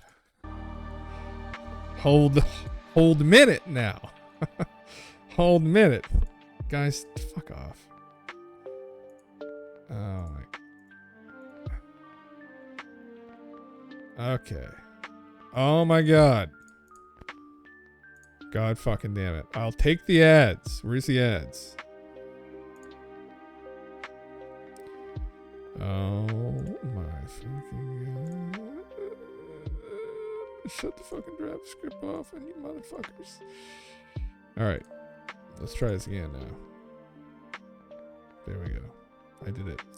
UFO expert who was studied by NASA for years claims he can summon alien orbs by prayer. UFO expert, yes, okay, I just fucking read that. The former home builder claims he has the ability to summon the extraterrestrials for 15 years following a fishing trip in 2007. Holy fuck, they're still gang stalking him after all that time, huh? They're still lurking. A self-proclaimed UFO expert has claimed, yeah, oh my god, like that's 3 times in a row. I asked them to come and they come. I don't know why, but they do. Chris Bledsoe told Jesse Waters Primetime on Wednesday. Believers in orbs have various explanations for them. Some claim they're the spirits of dead loved ones, while others believe they're linked to aliens. But there is zero scientific evidence that proves their existence. The former home builder claims he's a capability to summon them. Yes, okay. Bledsoe recalled how during a 2007 fishing trip, he prayed to the heavens after his business had suffered following the 9/11 attacks, and an orbit appeared in the darkness. Okay. I was thinking the worst thoughts and I was crying out to the heavens. Who's ever's up there? I need help, he told the presenter. That's when I walked around the corner and up to the top of the hill, and these 3 big balls of fire were sitting but 300 yards away. And the next thing I know, I walked back to the fire, and it was close to 4 hours later, and there had been a manhunt for me, and I had no clue that any more than 20 minutes had passed, he explained. So he had been abducted, potentially, been sucked up, and who knows what happened. A common theme, lost time. Bledsoe claims that since he had been able to summon the orbs through thought alone, I asked him to come, they come. I don't know why, but they do. Probed. Was he? Potentially. He doesn't remember, though. So, he's been subject to a recent History Channel documentary as part of their UFO-focused series Beyond Skinwalker Ranch. Oh, fuck. Of course they visited this guy. Oh, God, Jesus. I did love the Skinwalker Ranch show while I was running. It was a huge fucking meme. I love memes, right? So, I mean, anyway, fuck. The team of professionals, including a former CIA investigator and award-winning journalist, attempt to study Bledsoe's account and came up with no definitive answers. It comes as whistleblower David Grush made extreme conspiracy claims to a congressional hearing this month, including that the U.S. government has murdered individuals. Oh my fucking Jesus, okay? So Bledsoe claims he could summon alien orbs such as this ball of light with his thoughts. Now, this is a famous meme in the woo. Orbs. So people that do like ghosts hunting, hauntings and whatnot, they claim that in haunted houses they will see orbs floating around. You take pictures of a haunted house. You can see orbs in the house. If a spirit is in your presence, I guess, or is in the area, in your presence, I should say. Is this just beings at some other physical density interacting with us? I don't fucking know. Is this guy full of shit? I don't know. This guy here, I guess, says that he's not, that he was at the Monroe Institute with this gentleman, and that he supposedly saw these things. I had never heard of this before. He claimed, this is just recanting Rush's story once more. I guess that's it. Anyway, I'll continue the video. I'm sorry, I just, man, the ads on here are fucking ridiculous. I'll continue the video. I'd never heard of this gentleman before. UFO of God. Powerful and compelling. Jim Semivan, former CIA intelligence officer. UFO of God, the extraordinary true story of Chris Bledsoe. Soon to be major motion picture, spiritual journey of missing time, clouds of fire, healings, and transformation. Got the book out, got the fucking audio book, got the fucking movie in the works, got the TV show. The cash flow is real. What did the aliens think of people milking their story like this? I don't know. I'm now, listen, if I had a sick UFO story and I could summon orbs and shit, would you see me fucking on History Channel next week? You better goddamn believe I'd be on History Channel next week with a fat check. If they cut me fucking 50 G's, right? Man, you'd see the wine bottle stacked up behind me here. We'd have some vintage fucking Bordeaux right up against that wall pretty goddamn quick. So listen, I don't blame them. But at the same time, what did the A's think of this? Did the aliens approve? Are the orbs just one day after Chris maybe milks it a little bit too hard just going to stop coming around? Just going to stop. I'd be like in that, in the 3-body prob, not to spoil anything, but say the wrong things and the alien's going to be like, fuck you. Right? This is a theme in ufology that you'll run into in anything really. But what happens is there's a lot of promises, right? There's a lot of promises that things are going to happen, things are going to change, and secrets are going to spill out, and the truth's going to be known. And listen, the truth is coming soon in my book next year. All right, drops in November. Pick it up, you pre-order it. I'll sign it for you. Another $100 though, but it'll be worth more. It's an investment. Right? In 10 years, when I get really famous, that book, that signed book, you could sell that for like 30 times the price. It's all just fucking bullshit. And it's what it is, really. I hate that it is. And it drives me nuts. It's always driven me fucking nuts.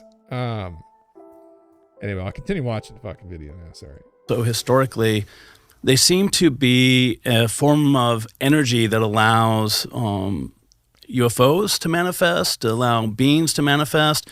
You know, people witness beings becoming orbs, orbs becoming beings. People witness orbs becoming UFOs, UFOs becoming orbs.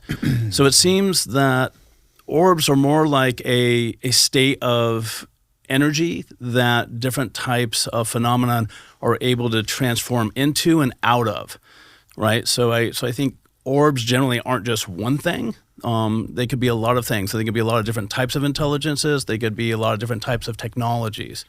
You know, so I think it's still pretty open as to how to make sense of these things.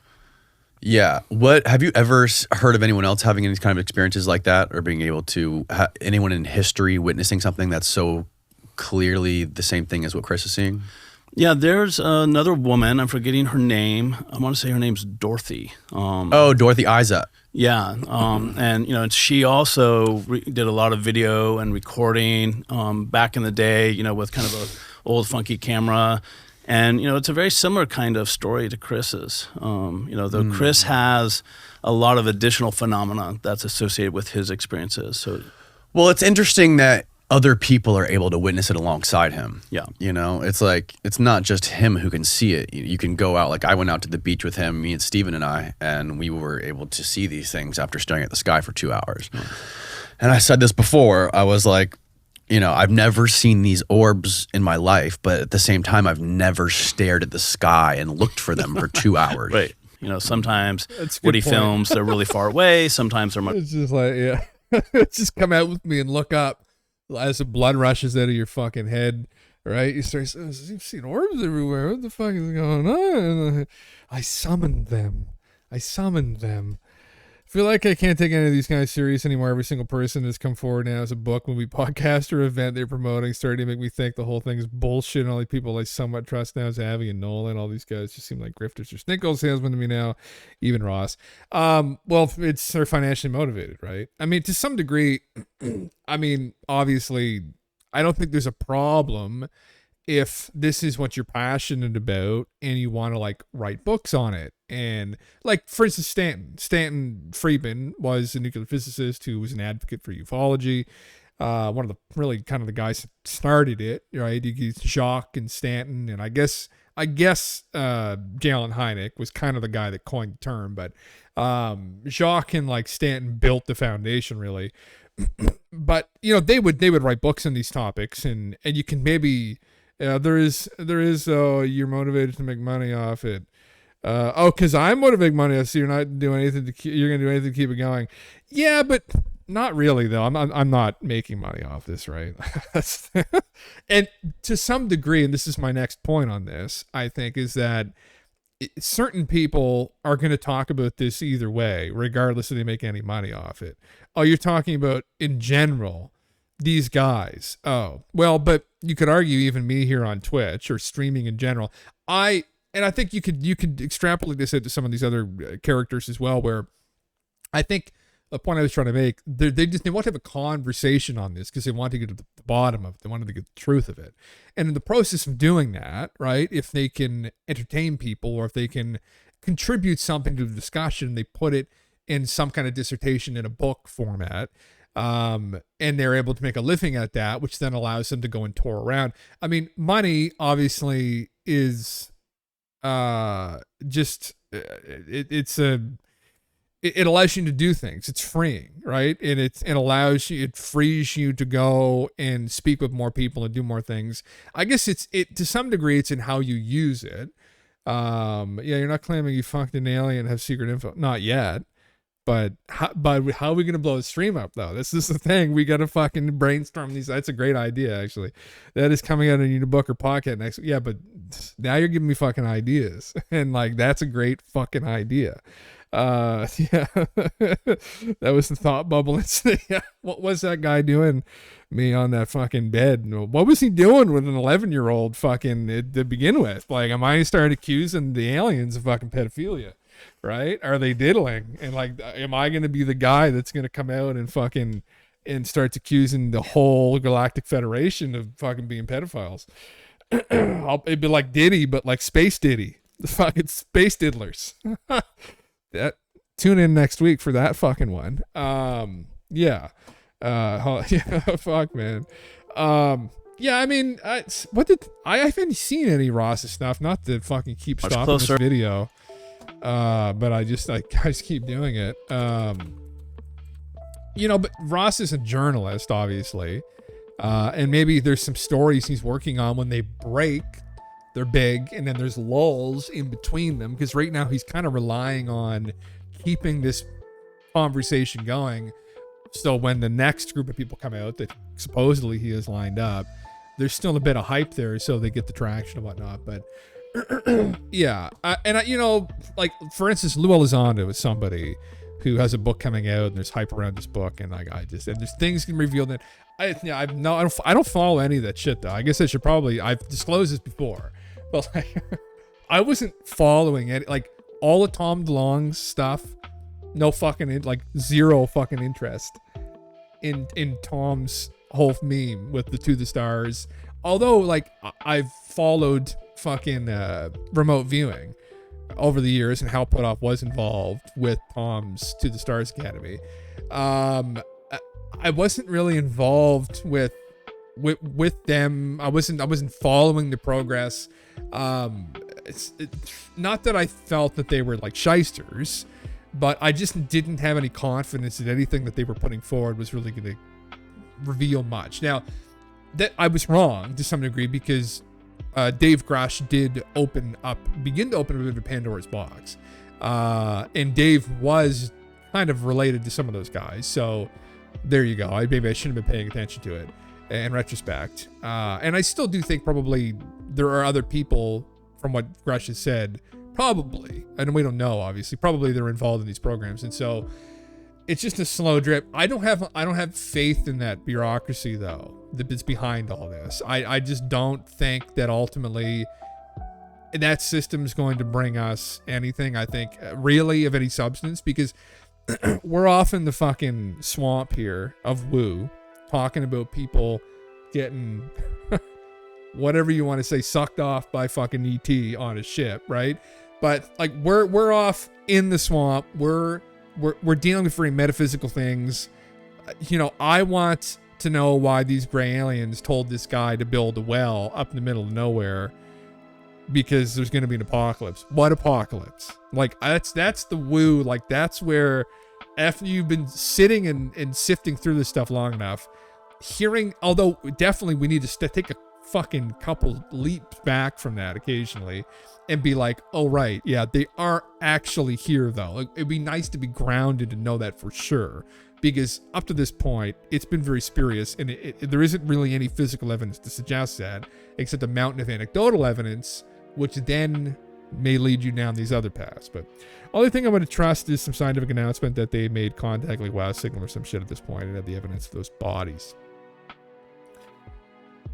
Yeah, and that would be ideal, I think. But that may be where it stops, right? And maybe that's where people should stop. But I would argue against that logic a little bit, because again, what are we interfacing with here? And I think in regards to these more ethereal, maybe the better word to put this, accounts with the abductees, abduction stories, etc. I don't get to go to the contactee side because I think it's almost all entirely bullshit. But the abductee stuff, at least, I fuck with. I would say that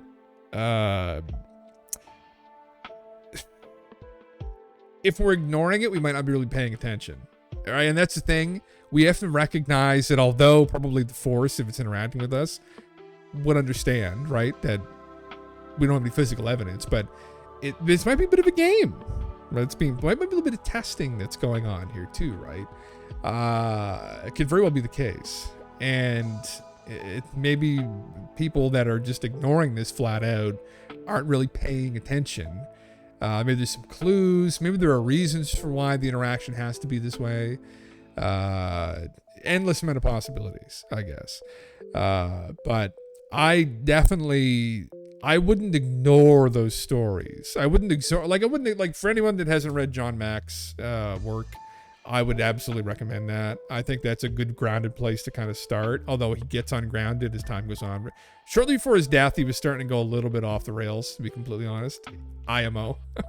But it's the abducting does nothing for me because there is no way to prove it. So people can just be lying to make money, get attention, etc. So just no way to prove any of it. And even if I want to believe them, which sucks, I don't know if I want to believe any of them necessarily, though. Like for me, in regards to this isn't necessarily about belief. It's a good point. There's no way to prove it, I guess. No. That may not be the point of it, though, of the exercise as well, right? I mean, you want to feel convicted that this is something that is real. And obviously that's something that we want. So people can just be lying to make money, get attention. There's no way to prove any of it.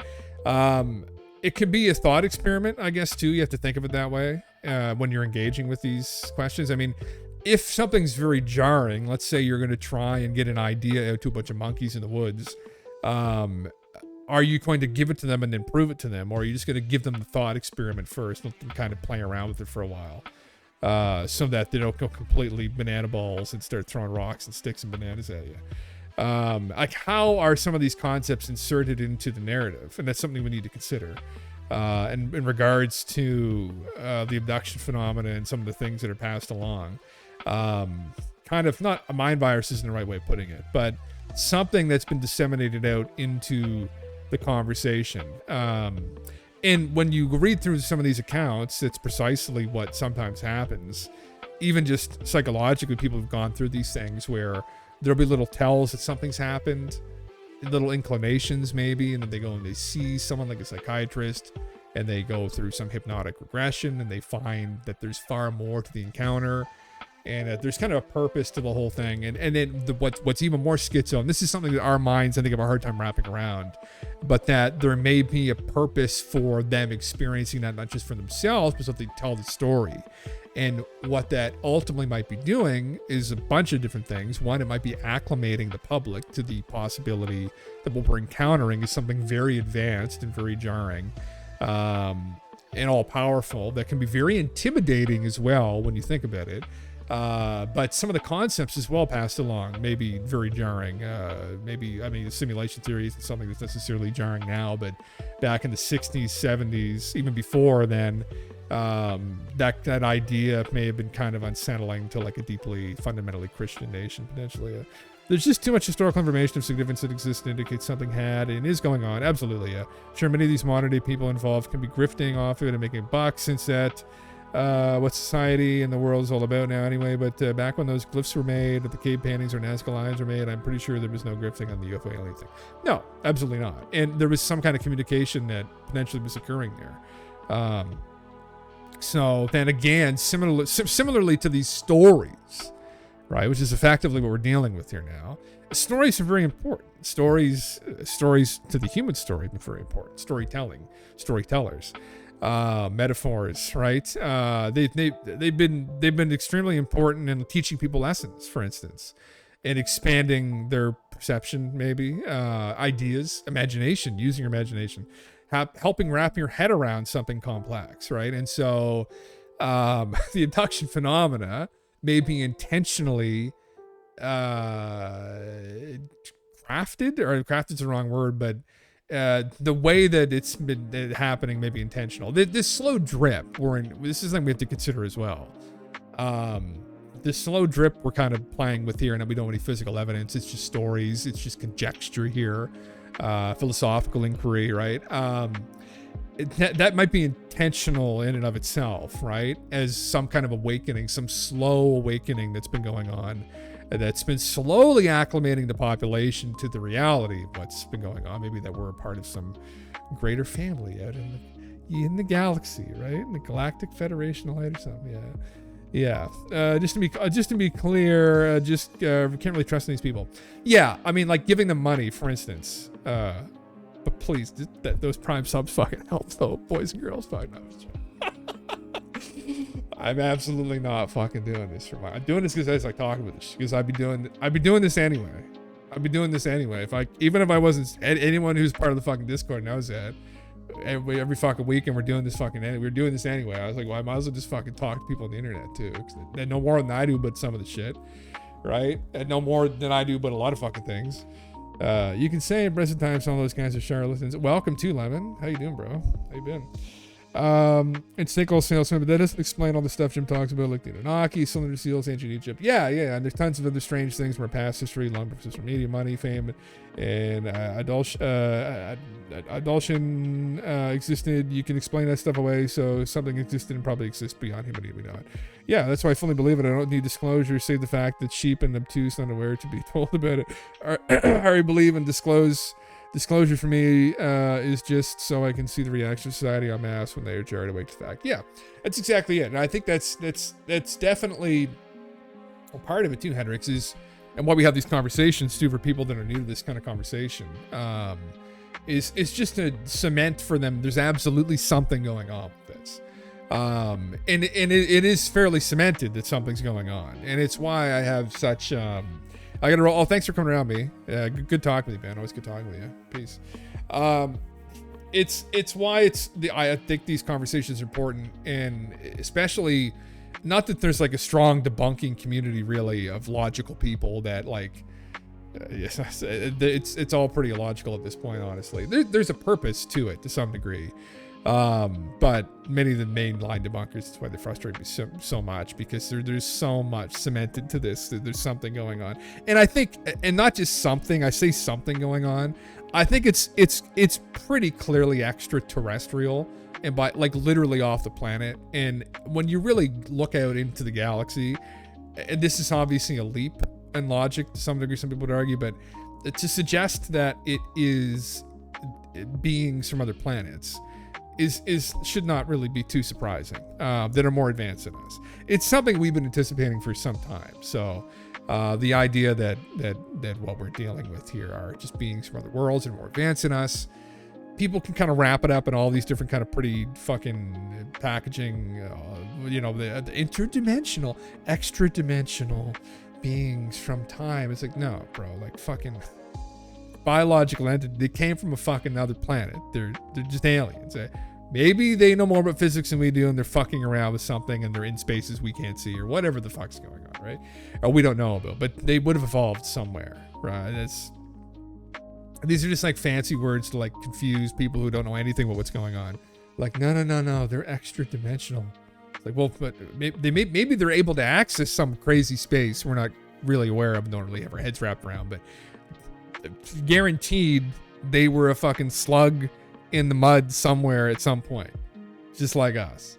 They evolved probably like we did, and then they just did that quicker than us, or figured something out quicker than we did, right? Maybe like Bob Lazar, maybe element 115 was naturally occurring in their solar system. They had 3 suns, a lot more mass going on, right, when that solar system was being thrown fucking together, and there were denser elements created that we're not really aware of, that aren't really on our periodic table, or they are now, but they in stable versions. And so maybe they naturally were able to get a hold of this element, and they were naturally able to like harness it, and then that led to them being able to have fucking anti-gravity. That's the other thing we might run into too, is like uneven playing fields out in the galactic fucking playground, where evolution, right, may not be balanced. Maybe there's some species that, maybe like reptiles, that like, I don't know if this is even a fucking thing. Anyone in biology can correct me, feel free, but that like just kind of evolved quicker, just naturally, and then they were also privy to some elements that allowed them to do some crazier things much quicker. So like, as we've been around for fucking at least 300,000 years, anatomically correct, that might be, that's a pushed out between 150 and 300,000. I think we think anatomically correct. Some schizo people have suggested like 1 million. That's pushing it way beyond. Who knows though?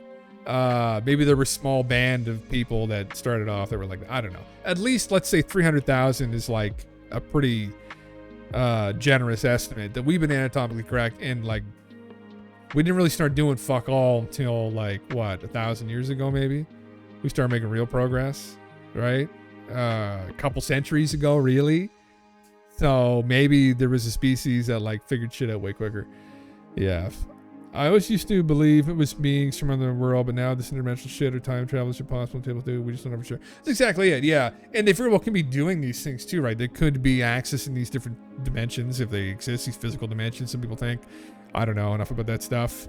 Maybe they are doing time traveling. But at some point, I would imagine they originated and evolved somewhere. So like baseline, maybe they would still be ET. I don't know. Ultimately, yeah. We don't know. I just want to talk with them. I just want to have conversation with them, right? There was a clipping I saw someone had posted today in another group that I'm in. It was interesting. It was to do with Ingo Swann, actually. It was talking about a time when Ingo Swann was getting drunk with these guys in the military. And he started... he said that he was implying that he had done this before, but he started channeling some beings, and it was funny. It was just the fucking whole thing, and that supposedly he sat down and did this for them and channeled these beings through himself. And that sounds like, I don't really get to this shit usually. I don't go that far out to the contactee stuff, because I think most of it is just fucking pretty, like, it's too far out there for me. Honestly, I have to say, but I have had an experience with someone who did channeling, and it was very jarring. I came out of that pretty shocked, thinking there is something to this. Is there $130 an hour to this? I don't know if there's that, but there's definitely something going on with it. And that's just a subjective thing, not something you're really going to prove to anybody. Not that I have that intention, but I would just say for me, in my own like contribution to that very woo side of things, I think I would bet, considering my experience, that there's something to it. Kind of similar to someone who maybe has had like a UFO sighting. That you would bet after seeing that, knowing that you are of sound mind, right? Knowing at the time you're of sound mind, that you know what you saw, right? And you're like, fuck, yeah, okay, well, that there it is, right? Same similar experience. So in regards to Ingo doing that, interesting. If there's a way to do that, Jesus Christ, let's bring someone on who can do that. I would love to do that, honestly. There are probably planets and civilizations, societies 1,000 times more advanced than us, and we are also probably 1,000 times more advanced in other places, yeah. But see, if time travel is possible, or there are other dimensions, we can understand the concept, so maybe they do exist. Yeah, absolutely, man, yeah. Absolutely. And they could still be, yeah, and they could, and even if they're doing those things, yeah, they could still be, like, evolved somewhere, whether they're doing dimensional travel or, I guess I was trying to say, yeah, that they're rooted in being from other planets, maybe, or even again, yeah, you could say time travel, but I guess implying us too, though, right? Yeah, or us that has traveled through time, back in time, who we've evolved to another higher physical dimension. Oh God, you saw this photo a few weeks ago. Join our Contact Conference July 26 to 28, 2024 in California. Learn the special skills for photography of ETs and craft. What kind of cameras? And more.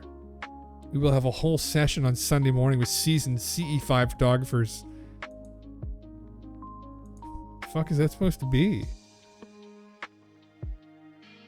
Is that supposed to be like EAs and like fucking chairs or something? Or I don't understand. Those are like fucking lawn chairs or what the fuck is Steven? What are you on about now?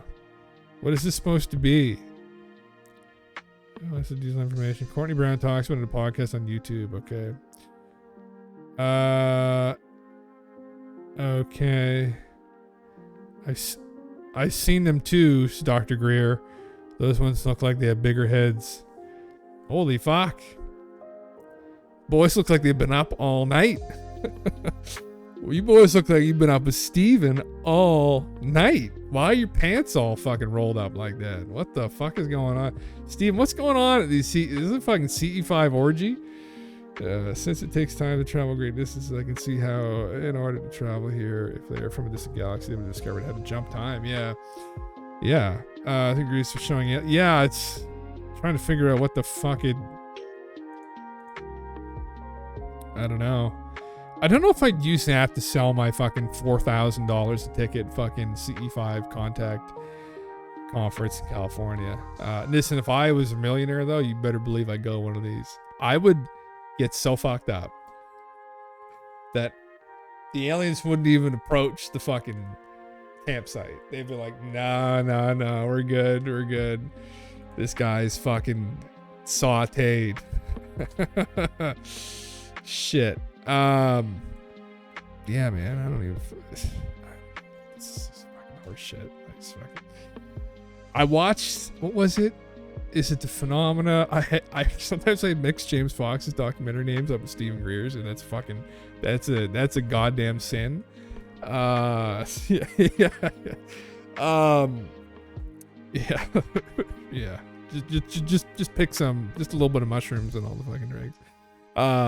But in one of Steven's documentaries we watched, there was this guy who had his hearing fixed by this ET, and someone snapped a photo, and they could kind of see this ET that fixed his ears. And then the ET came the next day and talked with him, and the guy was like, "Oh my God, you fixed my ear!" And they're like, "Yeah, we did." And he's like, "I can hear now." They're like, "Yeah." And he's like, "Oh my God," and then that was it. And I was like, "Okay, like, why aren't you guys like doing this?" Like every day, like at the children's hospitals, right? Like where are you guys?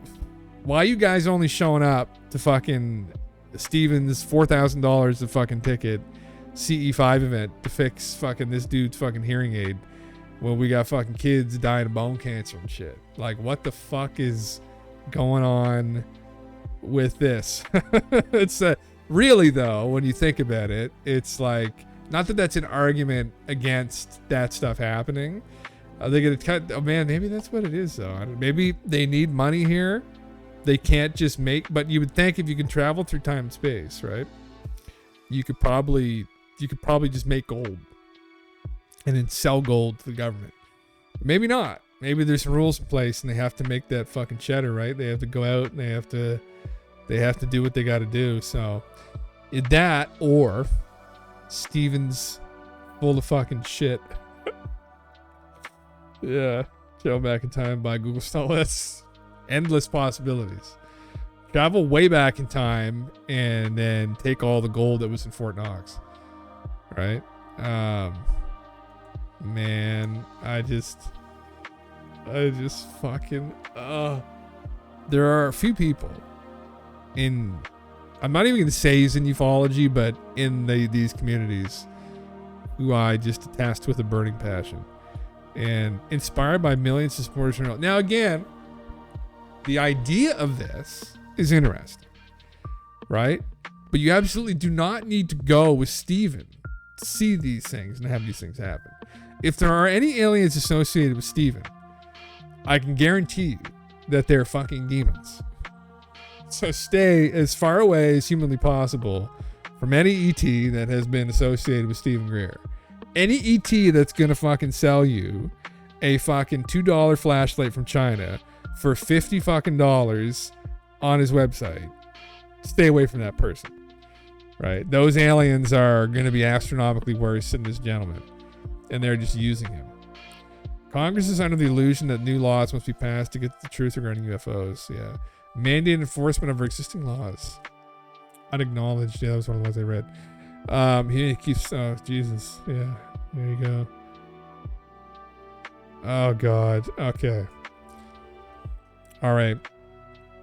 On that note, I need to go throw up now. Need to go purge myself of Steven. Oh my God. Anyway, yeah. Hey, listen. Who knows? Who knows though? Try CE5 tonight. See what happens. You know? And try not to get too lost for people that are new to this with all these UFO shysters. All right? They just want your money. That's all they want. They just want a quick buck from you. Right? They're going to lure you in with this conversation around UFOs and aliens. And they're going to fucking say to you, like, subscribe, don't forget every month to fucking hit Uncle Jim up with your Prime sub. All right, everybody. Take care. Streaming through the digital night, Jim Bustle, he's guiding the light, unveiling mysteries of the unknown, UFOs and the alien zone. He's a man on a mission, exploring ancient secrets, it's his addiction, debating, discussing with his loyal crew, cosmic conversations, unveiling the truth.